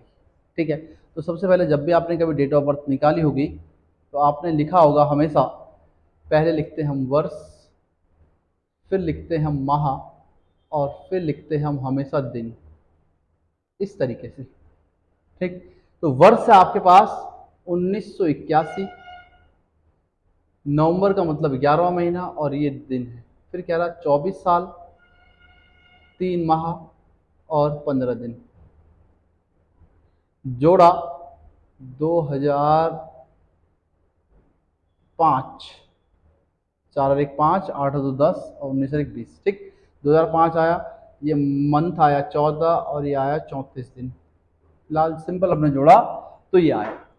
अब आप जानते हैं कि यह है महीना, एक साल में 12 महीने होते हैं, लेकिन ये कितने महीने? 14, तो आपने एक साल यहाँ कैरी दे दिया 12 महीने, तो ये हो गया 2006। ठीक, एक साल यहाँ कैरी दिया, तो यहाँ कौन सा महीना बच गया? दूसरा महीना। ठीक है, और अब यहाँ दिन बचे 34। अब ये देख लो आप कि दूसरे महीने में कौन कितने दिन होते हैं, ये लीप ईयर तो है नहीं, तो फरवरी में होंगे आपके 28 दिन, तो यानी फरवरी में 28 तो कंप्लीट हो जाएंगे, तो कितने दिन बच गए? 6।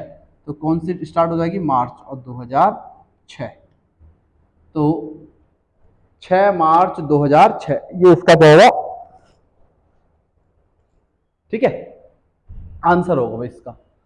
तो अब आप लगाओ कौन सा आंसर है? ऑप्शन नंबर बी, 6 मार्च 2006। समझ गए? डेट ऑफ बर्थ ध्यान से निकालिएगा सबके सब।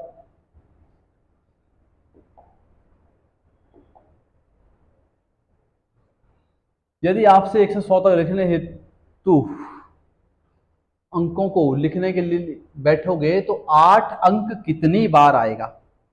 ये क्वेश्चन कई बार पूछता है, इसको तो वैसे आप लोगों को खुद सॉल्व करना चाहिए, वैसे मुझे बताने की जरूरत है नहीं, लेकिन आप इतना याद रखिएगा सबके सब, 1 to 99 कोई भी नंबर अगर लिखने को कहेगा 1 से लेकर 9 तक, सारे के सारे नंबर कितनी बार आएगा? 20 बार। कितनी बार आएगा? 20 बार। यहाँ 8 कह रहा, तो 8 आपको बताइए, 8 पर आएगा, 18 आएगा, 28 आएगा, 38 आएगा, 48 आएगा, 58, 68, 78, 80, 81, 82, 83, 84, 85, 86, 87, 88, 89 और इसके बाद 98। अब आप लोग इन सबको काउंट करना भैया, काउंट करने की जिम्मेदारी आपकी है, तो कितना आएगा आंसर? 20। ठीक है, समझ गए? ध्यान से समझ लीजिए एक एक चीज रीजनिंग में भाई। ठीक, अब इसके बाद अगला क्वेश्चन नंबर 61। अब उत्तराखंड शुरू होता है आज। ठीक, उत्तराखंड में कह रहा है, पौरव काल में पैदल सेना के प्रमुख को क्या कहा जाता था? तो पौरव काल में पैदल सेना के प्रमुख को कहते थे जयनपति। क्या कहते थे? जयंतपति। भी कई जगह लिखा होगा जयंतपति या जयनपति। कई बच्चे कह रहे होंगे गौलमिक होगा। दोस्तों, गौलमिक कत्यूरी वंश में था, ना कि पौरव वंश में। आपको पता होना चाहिए, पौरव वंश में सेना 3 भागों में विभाजित थी। कौन कौन सी सेना? एक का नाम था गजसेना, दूसरे का नाम था अश्वसेना, और तीसरे का नाम था पैदल सेना। तो पैदल सेना के प्रमुख को तो आपने पढ़ लिया। गज सेना का जो प्रमुख है उसे कहते थे गजपति। क्या कहते थे? गजपति। ठीक है दोस्तों, और अश्वसेना के प्रमुख को क्या कहते थे बच्चों? अश्वपति। समझ रहे? बाकी कत्यूरी काल में सेना को 4 भागों में बांटा था, और तब आपने वहां पढ़ा था पैदल सेना के प्रमुख को कहते हैं गौलमिक। ये कहां कहते हैं? कत्यूरी सेना में, कत्यूरी। ठीक, इसके बाद फिर आपने वहां पढ़ा उष्ट्रारोही सेना, गजारोही सेना और अश्वसेना, और इन सभी सेनाओं के प्रमुख को वहां पढ़ा होगा आपने, चारों सेनाओं के प्रमुख को महासामंत। समझ गए? बाकी पौरव राजवंश उत्तराखंड के इतिहास का ऐसा वंश है जिसने उत्तराखंड के अंदर शासन प्रशासन मंत्री परिषद के माध्यम से चलाया। पहली बार उत्तराखंड के इतिहास में अगर टैक्स लिया, टैक्स वसूला, तो वो पौरव वंश ने वसूला भाई, इसी के समय वसूला गया। ठीक, अगला सवाल, केदारखंड में मंदाकिनी नदी को क्या कहा गया? ठीक, अब केदारखंड में मंदाकिनी को कहा गया, बताइए क्या कहा गया? इस केदारखंड में मंदाकिनी को कहा गया क्षीरधारा। क्या कहा गया? क्षीरधारा। ऑप्शन नंबर ए पुष्यभद्रा, इसको आप लिखेंगे पुण्यभद्रा, और इस पुण्यभद्रा किसका नाम है? ये गोला नदी का नाम, गोला नदी का प्राचीन नाम है पुण्यभद्रा। रथस्य या राठ वाहिनी किस नदी का नाम है? यह है बच्चों पश्चिमी रामगंगा। इसी के अलावा आसिता नदी, और आसिता किसे कहते हैं? आसिता कहते हैं यमुना नदी को। ठीक है, बस बाकी आप पढ़ लेना सबके सब। क्वेश्चन नंबर 63, वैजनाथ या बागनाथ किस नदी के संगम पर है? यह है आपका गोमती और गरुड़ गंगा के संगम पर। किसके संगम पर है? गोमती और गरुड़ गंगा।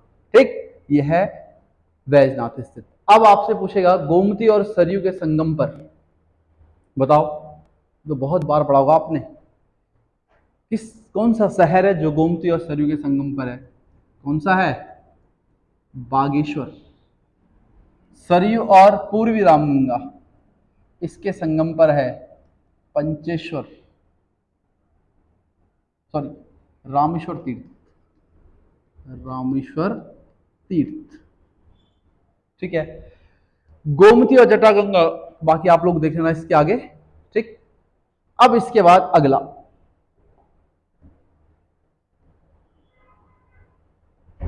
क्वेश्चन नंबर 64, 64 कह रहा है उत्तराखंड का वह स्थल जहां हाल ही में भारतीय वायुसेना के द्वारा 3 दिवसीय अभ्यास हुआ था भाई।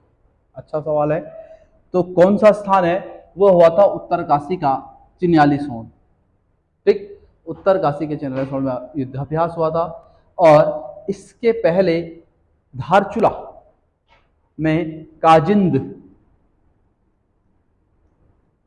21 युद्धाभ्यास भारत और कजाकिस्तान के बीच, इंडिया और कजाकिस्तान के बीच हुआ था 2023 में। इसी के अलावा रानीखेत में दस्तलिक फर्स्ट सेकंड हुआ था आपका रानीखेत में। उसके बाद अभी दस्तलिक फोर्थ हुआ आपका पिथौरागढ़ में 2023 में। ठीक है, इसके अलावा बाकी आपने ऑपरेशन सूर्यहोप पढ़ा होगा, ऑपरेशन सूर्य किरण भारत और नेपाल के बीच पढ़ा होगा। ठीक, सूर्यहोप केदारनाथ आपदा में सेना द्वारा चलाया गया। ऑपरेशन राहत ये भी केदारनाथ आपदा में वायुसेना के द्वारा चलाया गया। ठीक है, इन ऑपरेशन को जरूर आप पढ़ लीजिए, एक नंबर का क्वेश्चन पूछता भाई कई बार इनसे। क्वेश्चन नंबर 65 आपसे कह रहा है लोक रत्न पंथ को सर्वप्रथम गुमानी पंथ नाम किसने दिया? तो बताइए सबसे पहले किसने दिया? आपने कभी कहानी सुनी होगी, उधम सिंह नगर में एक राजा हुआ करता गुमान सिंह। ठीक, और इस गुमान सिंह के दरबार में कवि थे कौन? लोक रत्न पंथ। और इन्होंने ही, राजा गुमान सिंह ने ही सबसे पहले इन्हें क्या नाम दिया? गुमानी पंथ नाम दिया। ठीक, गुमानी पंथ कुमाऊं के पहले कवि थे।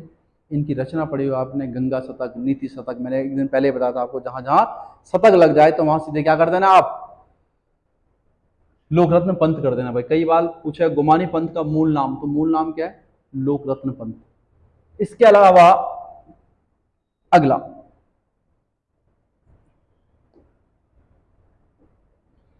उत्तराखंड की सबसे बड़ी प्राकृतिक झील है, बताओ भाई। उत्तराखंड की सबसे बड़ी प्राकृतिक झील है आपकी भीमताल। कौन सी है? भीमताल। ये है। ठीक, भीमताल कुमाऊं क्षेत्र की भी सबसे बड़ी झील है। और इस झील का आकार कैसा है बताओ? ये सब आपने पढ़ रखा भाई, ये बताऊंगा नहीं मैं कैसा है। ठीक, फिर सहस्त्रताल, गढ़वाल क्षेत्र की सबसे बड़ी झील है। नौकुचिया ताल सबसे गहरी झील है, ठीक। और सुखताल, सुखताल कहाँ है ये आपका है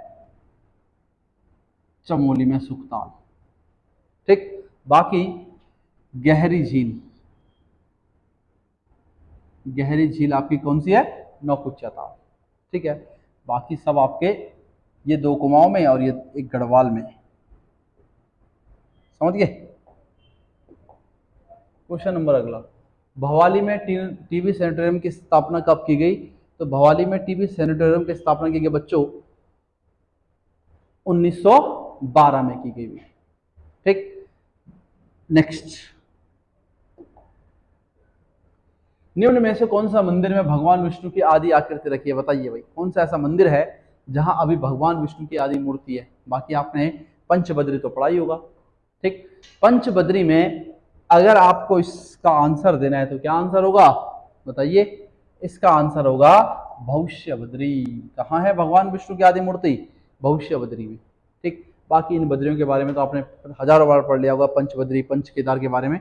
इसके बारे में यहाँ पर ज़्यादा कुछ डिस्कशन नहीं करूँगा भाई मैं, क्योंकि पिछले लेक्चर में बहुत सारी क्या हो गया, डिस्कशन हो गया। अल्मोड़ा में राजबुंगा नामक किला किस वंशीय राजा ने बनाया? बताओ भाई, किसने बताया? ये अल्मोड़ा का जो राजबुंगा का किला है ये बनाया किसने? कई बच्चे तो सोच रहे होंगे भाई सोमचंद ने। भाई सोमचंद ने, क्वेश्चन को ध्यान से पढ़िए, पूछ रहा अल्मोड़ा का, और अल्मोड़ा का जो राजबुंगा किला बनाया वो किसने बनाया था? कल्याण चंद्र ने बनाया था। जबकि अगर चंपावत का पूछता तब था ये चंपावत वाले में, ठीक, जो चंदों की पहले राजधानी थी, ठीक है। बाकी किले तो बहुत सारे पढ़ेंगे आप, नेथड़ा का किला, मल्ला महल, तल्ला महल, लाल मंडी किला। श्रीनगर स्थित राजकीय विद्यालय छात्रावास का निर्माण किस शासक ने करवाया था? बताओ किस शासक ने करवाया था? किसने करवाया था? कीर्ति शाह ने। कीर्ति शाह ऐसा शासक था जिसने श्रीनगर जो विश्वविद्यालय उसके छात्रावास, यानी जो बच्चे गरीब बच्चे थे उनको रहने की व्यवस्था की, वो सब किसने करी? आज भी आपने डिग्री कॉलेजों में देखा होगा कि रहने की व्यवस्था के लिए वहाँ छात्रावास रहते हैं वो बच्चे रुकने के लिए, ठीक। नेक्स्ट, बाकी प्रताप शाह के बारे में आप सबको पता है, मानवेंद्र शाह के बारे में 50 बार समझा है, नरेंद्र शाह के बारे में, ठीक। ये बताओ चलो, मानवेंद्र शाह की माता का क्या नाम था? बताइए, मानवेंद्र शाह की माता का नाम? कोई तो कह रहा है पीछे से कमलेंदुमती। अरे कमलेंदुमती नहीं था भाई, क्या नाम था? मानवेंद्र शाह की माता का नाम था इंदुमती। क्या नाम था? इंदुमती। नरेंद्र शाह ने 2 विवाह करे थे। पहला विवाह हुआ था कमलेंदुमती के साथ, और कमलेंदुमती से कोई पुत्र की प्राप्ति नहीं, तो उसकी छोटी बहन थी इंदुमती। तब इंदुमती से इसको मानवेंद्र शाह नामक पुत्र की प्राप्ति। फिर उसके बाद आपने कमलेंदुमती का रोल देखा होगा कहाँ? उत्तराखंड की पहली महिला सांसद 1952 में, ठीक। बाकी आप पढ़ लीजिएगा। नेक्स्ट, कौसानी का प्राचीन नाम बताइए भाई, ठीक। कौसानी का प्राचीन नाम क्या है? क्या नाम है बच्चों? बल्ला। कई बार पूछता है कि कौसानी का प्राचीन नाम बल्ला है। इसी कौसानी को भारत का स्विट्जरलैंड भी कहा। भारत का स्विट्जरलैंड गांधी जी ने किसको कहा था? कौसानी की सुंदरता से प्रसन्न होकर कहा था। कालकूट किसका नाम है? कालसी। इसके अलावा आपने पढ़ा होगा खतलिका, युगसैल, शुद्धनगर, सब किसके नाम है? कालसी के नाम है। कोसी, कोसी का प्राचीन नाम कौशिकी या सप्तकोशी भी कहते हैं। कोसी जो नदी है उसका प्राचीन नाम क्या है? कौशिकी या सप्तकोशी। और सिद्धतमा, बताओ, ये आप लोगों के लिए प्रश्न है, सिद्धतमा किसका प्राचीन नाम है? सिद्धतमा है नानकमत्ता। नानकमत्ता, जिसे हम बख्शी भी कहते हैं। नानकमत्ता का नाम क्या है? एक बख्शी, ठीक है। चलिए अगला, 20 नवंबर 2020 को जानकी सेतु, कई बार पूछता है जानकी सेतु, याद रखना। एक आपने पढ़ा होगा डोगरा चांटी पुल, और एक है जानकी सेतु। तो जानकी सेतु का उद्घाटन तो हुआ था भाई, लेकिन इसकी क्या पूछ रहा आपसे? लेंथ पूछ रहा। तो कितनी है इसकी लेंथ? 346 मीटर। कितनी है? 346 मीटर बच्चों, ठीक है। और अगर आपसे पूछा जाए कौन से 2 जिलों में है जानकी सेतु, तो टिहरी और पौड़ी। ऋषिकेश में जो बना है नदी के इधर और नदी के इधर, ठीक। और इससे क्वेश्चन आता है डोबरा चांटी भाई, क्या आएगा? डोबरा चांटी। तो डोबरा चांटी पुल की लंबाई कितनी है? 725 मीटर, जो कुल पुल की लंबाई टोटल। और मुख्य पुल की बोले तो 440 मीटर। और एक सवाल पूछता है डोबरा चांटी की गाथा पुस्तक के लेखक, ये आपका होमवर्क है कि मैं बता दूं? पहले ढूंढ के लाओ जरा घर से, ठीक। इतना टफ सवाल नहीं है जो तुम्हें मिलेगा नहीं, देखोगे तो क्यों नहीं मिलेगा, मेहनत करोगे, ठीक। क्वेश्चन नेक्स्ट, गमग्या है क्या? बताओ। ये पढ़ा होगा आपने जनजाति कभी। भोटिया जनजाति में प्राचीन समय में व्यापार होते थे भाई तिब्बत के साथ, अंतर्राष्ट्रीय व्यापार। और अंतर्राष्ट्रीय व्यापार की कुछ पद्धतियां हुआ करती थी, जिसमें पहले आपने पढ़ा होगा सरच्छू मलच्छू, सरच्छू मलच्छू। और इसी सरच्छू मलच्छू को कहते हैं सुजली और मुजली। क्या कहते हैं? सुजली मुजली या सरच्छू मलच्छू। यानी व्यापार शुरू होने से पहले की शर्त होती थी कि व्यापार करने वाला व्यापारी और जो वहाँ का बिजनेस यानी ओनर है, वो दोनों पहले एक दूसरे की झूठी शराब पीते थे, ताकि बिजनेस में एक दूसरे को क्या हो, विश्वास हो। जैसे तुम लोग कसम खाते होंगे, झूठी कसम, तेरी कसम, उसकी कसम, उसकी कसम, दिन में 36 बार झूठी कसम, ठीक। ऐसे यहाँ ये भी खाते थे। दूसरी पद्धति थी इसमें डालिम डाठिम, दूसरा था डालिम और डाठिम। और डालिम डाठिम का मतलब होता है अपने हाथ पर मूर्ति रखकर सर में सफेद रुमाल रखते थे और कसम खाते थे कि आज के बाद हम कभी एक दूसरे का क्या नहीं करेंगे, व्यापार में धोखा नहीं देंगे। ये दूसरी पद्धति। और तीसरी पद्धति गमग्या पद्धति। ये इस गमग्या पद्धति में क्या होता था कि एक पत्थर के दो टुकड़े करते थे, एक टुकड़ा होता था जो यहाँ का व्यापारी, उसके पास एक होता था जो चाइना का व्यापारी यानी तिब्बत का दुकानदार होगा उसके पास। तो ये दोनों की पहचान थी, कभी 6 महीने साल और उसके पास जाएगा तो पहचान जाएगा कि ये क्या है, मुझसे पहले सामान लेके। जैसे आज आप लोग मॉल में जाते बड़े तो वहां आप सामान रखते तो टोकन देते ना आपको कि नंबर, तो आप पूरे मॉल में घूमते रहो, अपना बैग वापसी में जाते समय ले लो, फिर जो आपका नंबर होगा। सेम वही है, ठीक। आज इसका आधुनिक रूप है, पहले उसका प्राचीनतम रूप था, ठीक है। फिर इसके बाद क्वेश्चन नंबर नेक्स्ट, उत्तराखंड का मून माउंटेन कहा जाता है। मून का मतलब क्या होता है? चंद्र, और माउंटेन का मतलब पर्वत, चंद्रशिला पर्वत, बस। और चंद्रशिला कहाँ है? बुग्याल, और वहीं चंद्रशिला पर्वत भी होगा भाई। तो चंद्रशिला को कहते हैं मून माउंटेन, ही होगा आपका रुद्रप्रयाग में। कहाँ होगा? रुद्रप्रयाग, ठीक है। ऐसी आपसे पूछेगा रावण शिला। अब रावण ने भी तपस्या कहां करी थी? रुद्रप्रयाग में ही है रावण शिला भी। भीमशिला, भीमशिला बच्चों आपने पढ़ा होगा माणा, भीमपुल सुना नाम, ठीक। और भैरवशिला ये आपने केदारनाथ में, ठीक। बस नेक्स्ट, मोनाल पक्षी पर राज्य में डाक टिकट कब जारी हुआ? कई बार पूछता है बच्चों डाक टिकट, अब कोई भी पूछ सकता है भाई। मैंने तो यहाँ मोनाल पूछ लिया, आप इनको जरूर याद करिए सारे के सारे, कब कब किस पर डाक टिकट जारी हुआ, ठीक। तो मोनाल पर डाक टिकट जारी होता है बच्चों 1975 में। और कितने रुपए का? 2 रुपए का डाक टिकट जारी होता है। कितने रुपए का? 2 रुपए का डाक टिकट, ठीक। इसके ठीक 2 साल बाद 1977 में डाक टिकट जारी होता है बुरांस पर। किस पर? बुरांस पर। 1982 में डाक टिकट जारी होता है बच्चों ब्रह्म कमल पर, याद रखना, ब्रह्म कमल। 1982 में ही डाक टिकट जारी होता आईएमए पर। 1986 में डाक टिकट जारी होता किस पर? जिम कॉर्बेट नेशनल पार्क पर। 10 साल पीछे आओगे आप तो 1976 में डाक टिकट जारी होता केवल जिम कॉर्बेट व्यक्ति पर। कई बार पेपर में पूछता है 1994 में डाक टिकट किस पर जारी होता है? 1994 में डाक टिकट जारी होता है वीर चंद्र सिंह गढ़वाली पर। वीर चंद्र सिंह गढ़वाली,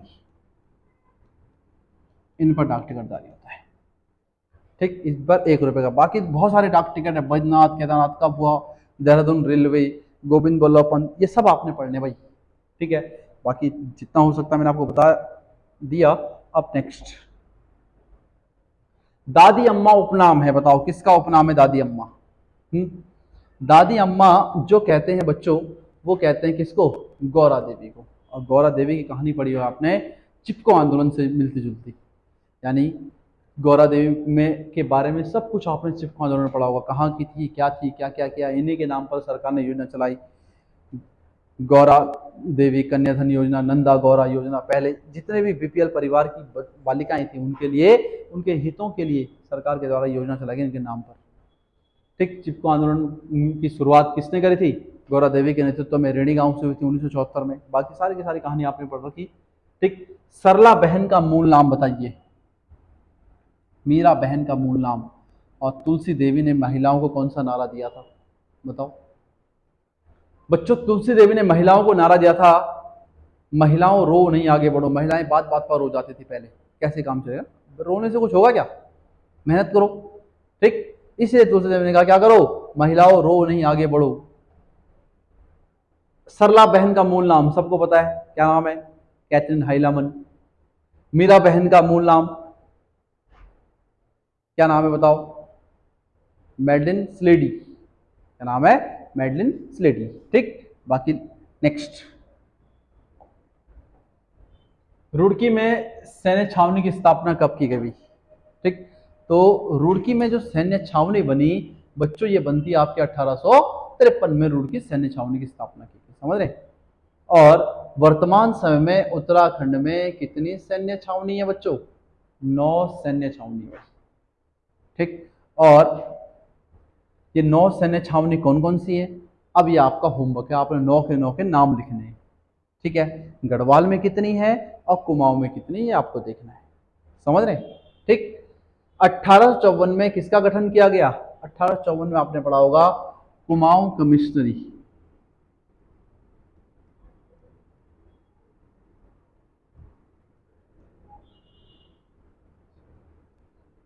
कुमाऊं कमिश्नरी कब बनी?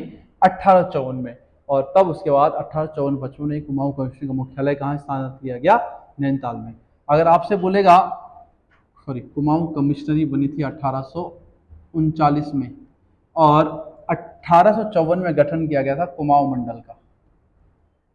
कुमाऊं मंडल का गठन कब किया गया था? 1854 में। अब आपसे गढ़वाल मंडल पूछेगा तो गढ़वाल मंडल कब बना बच्चों? 1969, गढ़वाल मंडल, समझ गए? ठीक, फिर इसके बाद नेक्स्ट, उत्तराखंड में खेल रत्न पुरस्कार का नाम बदलकर किस वर्ष देवभूमि खेल रत्न पुरस्कार किया गया? ठीक, देवभूमि जो खेल रत्न पुरस्कार कब रखा गया? देखो, सबसे पहले खेल रत्न पुरस्कार की शुरुआत होती है कब से? 2013 से। ठीक, उत्तराखंड में खेल रत्न पुरस्कार की शुरुआत कब से होती है? 2013 से। और 2015 में इसका नाम बदलकर क्या रख दिया गया? खेल रत्न पुरस्कार रख दिया गया, उसके आगे देवभूमि लगा दिया गया। 2019-20 में किसको मिला था? लक्ष्य सेन को। 2020-21 का किसको मिला था? चंदन सिंह राणा, एथलेटिक्स है ना, इनको मिला था। ठीक, इसके अलावा नेक्स्ट, किसने अपनी पुस्तक में अजय पाल को क्या कहा था? गढ़पाल कहा था। किसने कहा था बच्चों? पातीराम ने। पातीराम ने किताब लिखी गढ़वाल एंशिएंट एंड मॉडर्न, पढ़ा हुआ आपने। और उत्तराखंड का इतिहास अंग्रेजी भाषा में लिखा गया इस पुस्तक में, गढ़वाल एंशिएंट मॉडर्न में। ठीक, तो इसमें अजय पाल को गढ़पाल कहा। जब इसने 52 गढ़ों को जीत लिया था तब क्या कहा? गढ़पाल। और यहीं से शब्द आता है गढ़वाल। अब बताओ, गढ़वाल शब्द पहली बार कब अस्तित्व में आया, या गढ़वाल शब्द का प्रयोग अजय पाल ने कब किया? 1515 में। और गढ़वाल शब्द का अगर प्रयोग कहेंगे पहली बार तो प्रयोग किया था मौला राम ने। इसने प्रयोग किया मौला राम ने। और कब किया था? 1815 में। बाकी यशवंत सिंह कटौच ने किताब लिखी उत्तराखंड का नवीन इतिहास, मध्य हिमालय का पुरातत्व, मध्य हिमालय कला। गुमानी पंत ने थोड़ी देर पहले बताया था आपको। ठीक, भक्त दर्शन की किताब बताओ। गढ़वाल की दिवंगत विभूतियां कई बार पूछता है। और सुमन स्मृति ग्रंथ याद कर लेना, मैं लिख नहीं रहा हूँ पर बोल रहा हूँ बस, ये आप लिखना, नोट डाउन करना अपनी कॉपी में। ठीक है, बस जो चीज़ बोलता हूँ लिखता नहीं हूँ, तो ये लिखने का काम आपका है भाई। अब हर चीज़ लिखी नहीं जाएगी ना, क्योंकि बहुत सारी चीज़ें हैं। अब कुछ चीज़ बोलते बोलते आपको आपको लिखना भाई, कॉपी पेन पकड़ के बैठिए अपने और लिखते रहिए जो जो आपको लगता है कि लिखने जरूरी है लिखना। किस जनजाति में तलाक का अधिकार सिर्फ और सिर्फ महिलाओं को है? बताइए। आपने अगर जनजाति पढ़ेंगे उत्तराखंड की ठीक से, तो उत्तराखंड में आपने किस जनजाति में, थारू, क्योंकि मात्र सत्तात्मक समाज कौन सी जनजाति थी? थारू जनजाति थी। और इस थारू जनजाति में तलाक को किस शब्द का प्रयोग किया गया है? उरारी। क्या कहा गया तलाक के लिए भाई? उरारी। ठीक। बाकी जनजाति में सब आपने पढ़े, राजी, भोटिया।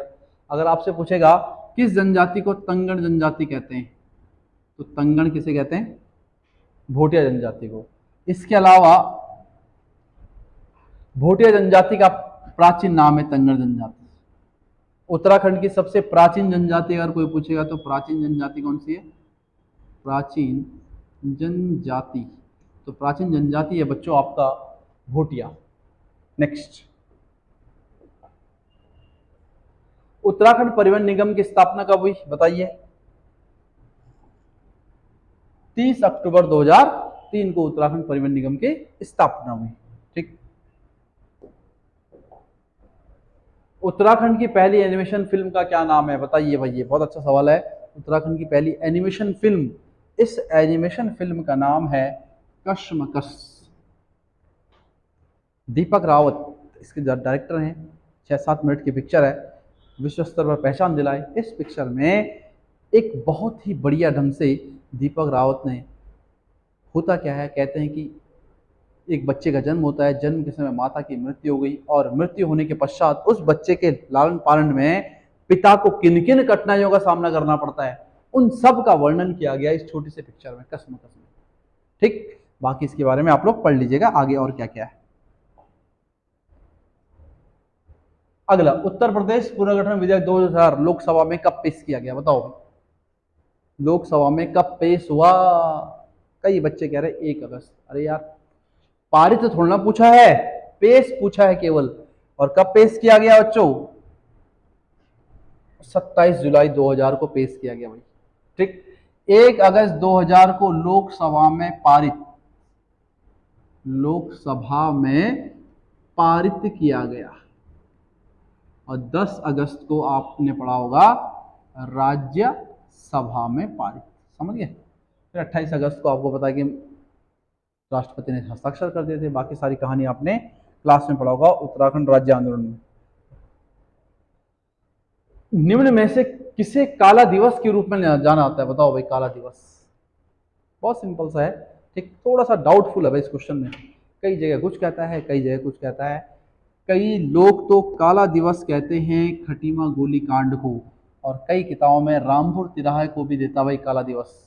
ठीक। अब ये डाउटफुल है इसलिए मैंने आपको दोनों आंसर बताए। बाकी खटीमा गोलीकांड आपको पता कब हुआ? 1 सितंबर 1994। रामपुर तिराहा 2 अक्टूबर 1994। मसूरी कांड 2 सितंबर 1994। ठीक। बाकी सब आपने पढ़ा क्या क्या इन कांड में हुआ। खटीमा कांड के कारण गढ़वाली भाषा दिवस, सॉरी, खटीमा कांड के कारण कुमाऊनी भाषा दिवस, और मसूरी कांड के कारण, मसूरी कांड आपका है 2 सितंबर, इस दिन मनाया था गढ़वाली भाषा दिवस। ठीक है। बाकी इसके बाद नेक्स्ट, मदकोट गर्म जल प्रपात किस जनपद में? बताइए भाई। एक गर्म जल प्रपात आपका चमोली में, सलधर, और ये मदकोट पूछा तो मदकोट है आपका बच्चों पिथौरागढ़ में। क्या है? पिथौरागढ़ में। ठीक।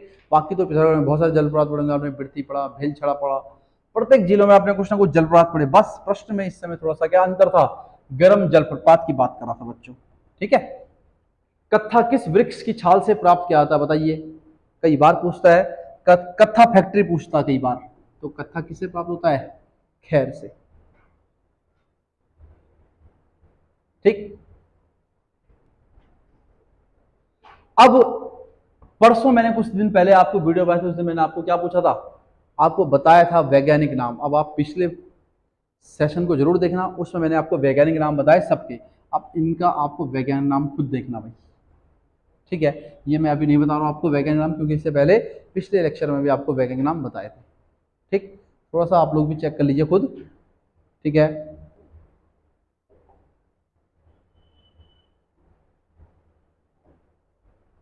उत्तराखंड में किस धर्म में न्यूनतम लिंगानुपात पाया जाता है? बताओ कौन सा धर्म है जिसमें न्यूनतम लिंगानुपात पाया जाता है? तो कौन सा धर्म है?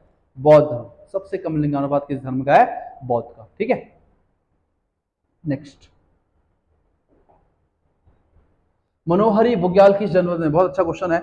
मनोहरी बुग्याल, वैसे तो आपने सारे बुग्याल पढ़े होंगे हर जगह, चमोली में, उत्तरकाशी में, टिहरी में, बागेश्वर में, लेकिन ये मनोहरी बुग्याल जो है आपका बागेश्वर में पड़ता है। कहाँ पड़ता है? बागेश्वर में। ठीक है, बाकी चमोली में बहुत सारे बुग्याल, पंगू, पनार, घस्तोली, रताकुण, अनुआल, लोणी। ठीक, ऐसे आपने उत्तरकाशी में पढ़ा, ऐसे आपने टिहरी में पढ़ा, तो ये सब बुग्याल भाई आपने पढ़ लें। ठीक, नेक्स्ट, मानस खंड में किस नदी को यमुना कहा गया? बताइए भाई, केवल कह रहा मानस खंड में यमुना किससे कहा गया? यमुनोत्री मत बोल देना आप, यमुना नदी को। ठीक, तो आपसे क्या पूछ रहा, मानस खंड की बात कर रहा है, तो मानस खंड में इस गोमती नदी को क्या कहा गया था बच्चों? यमुना कहा गया। ठीक, बाकी काली नदी उत्तराखंड की सबसे लंबी नदी है, सबको पता, 252 किलोमीटर है। भागीरथी नदी की लंबाई कितनी है? बताइए कितनी है भागीरथी की लंबाई? 205। ठीक, इसके अलावा नेक्स्ट,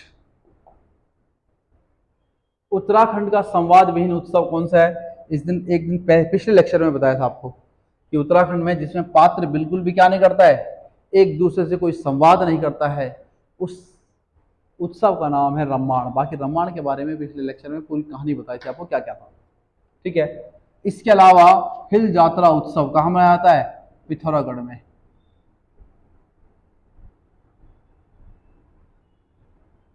फिर आपसे पूछेगा हिल यात्रा का प्रमुख पात्र, और हिल यात्रा का प्रमुख पात्र क्या है? लखिया भूत।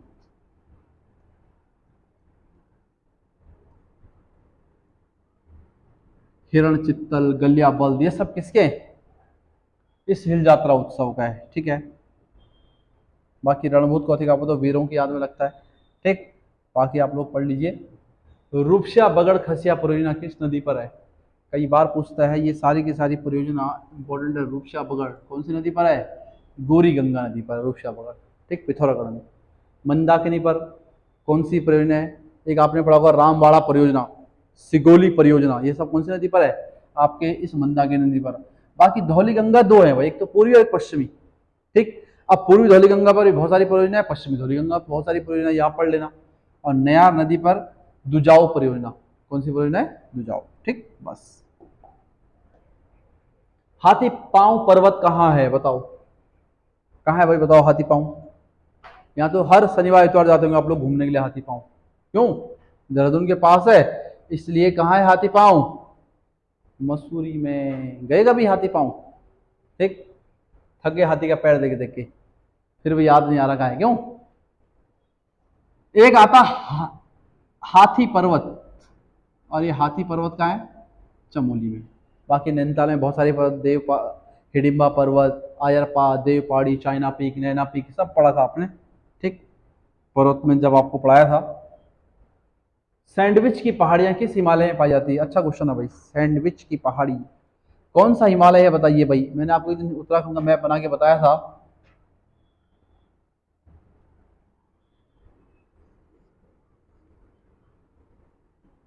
ये आपके उत्तराखंड की स्थिति है। ठीक, ये वाला आपका शिवालिक है, मैंने आपको शिवालिक की पहाड़ियाँ बताई थी। फिर मैंने आपको बताया था ये वाली पहाड़ी ऐसे ऐसे मध्य हिमालय, और फिर मैंने आपको बताया था ये ऐसे नुकीली पहाड़ी। ठीक, तो सैंडविच की पहाड़ी जो कहते हैं वो इसे कहते हैं। खाएगा भी सैंडविच ऐसा आकार का होता है, देखो एक ब्रेड के दो टुकड़े करते हैं, बन गया ट्राइंगल शेप, तो ये हो गया सैंडविच की पहाड़ी। कौन से हिमालय में? मध्य हिमालय में, या इसी को हम कहते हैं, क्या कहते हैं बच्चों? लघु हिमालय। याद रख लीजिए भाई। ठीक है, नेक्स्ट, निम्न में से किस पर्यटन स्थल को आर्चर्ड कंट्री के नाम से जानता है भाई? इसे कहते हैं चौपटिया को। फल उद्यानों का स्वर्ग जिसे कहते हैं, उसे कहते हैं आर्चर्ड कंट्री। ब्रिटेन में एक आर्चर्ड द्वीप है, उसके नाम पर कहा गया इसको आर्चर्ड कंट्री। ठीक, नेक्स्ट, कौन सा युग सम्मिलित नहीं है बताओ? कुमाऊं का द्वार, काठगोदाम बिल्कुल ठीक है। उत्तराखंड का द्वार, वैसे तो इसको दोस्तों उत्तराखंड की जगह आना चाहिए था गढ़वाल का द्वार। क्या आना चाहिए था? गढ़वाल का द्वार।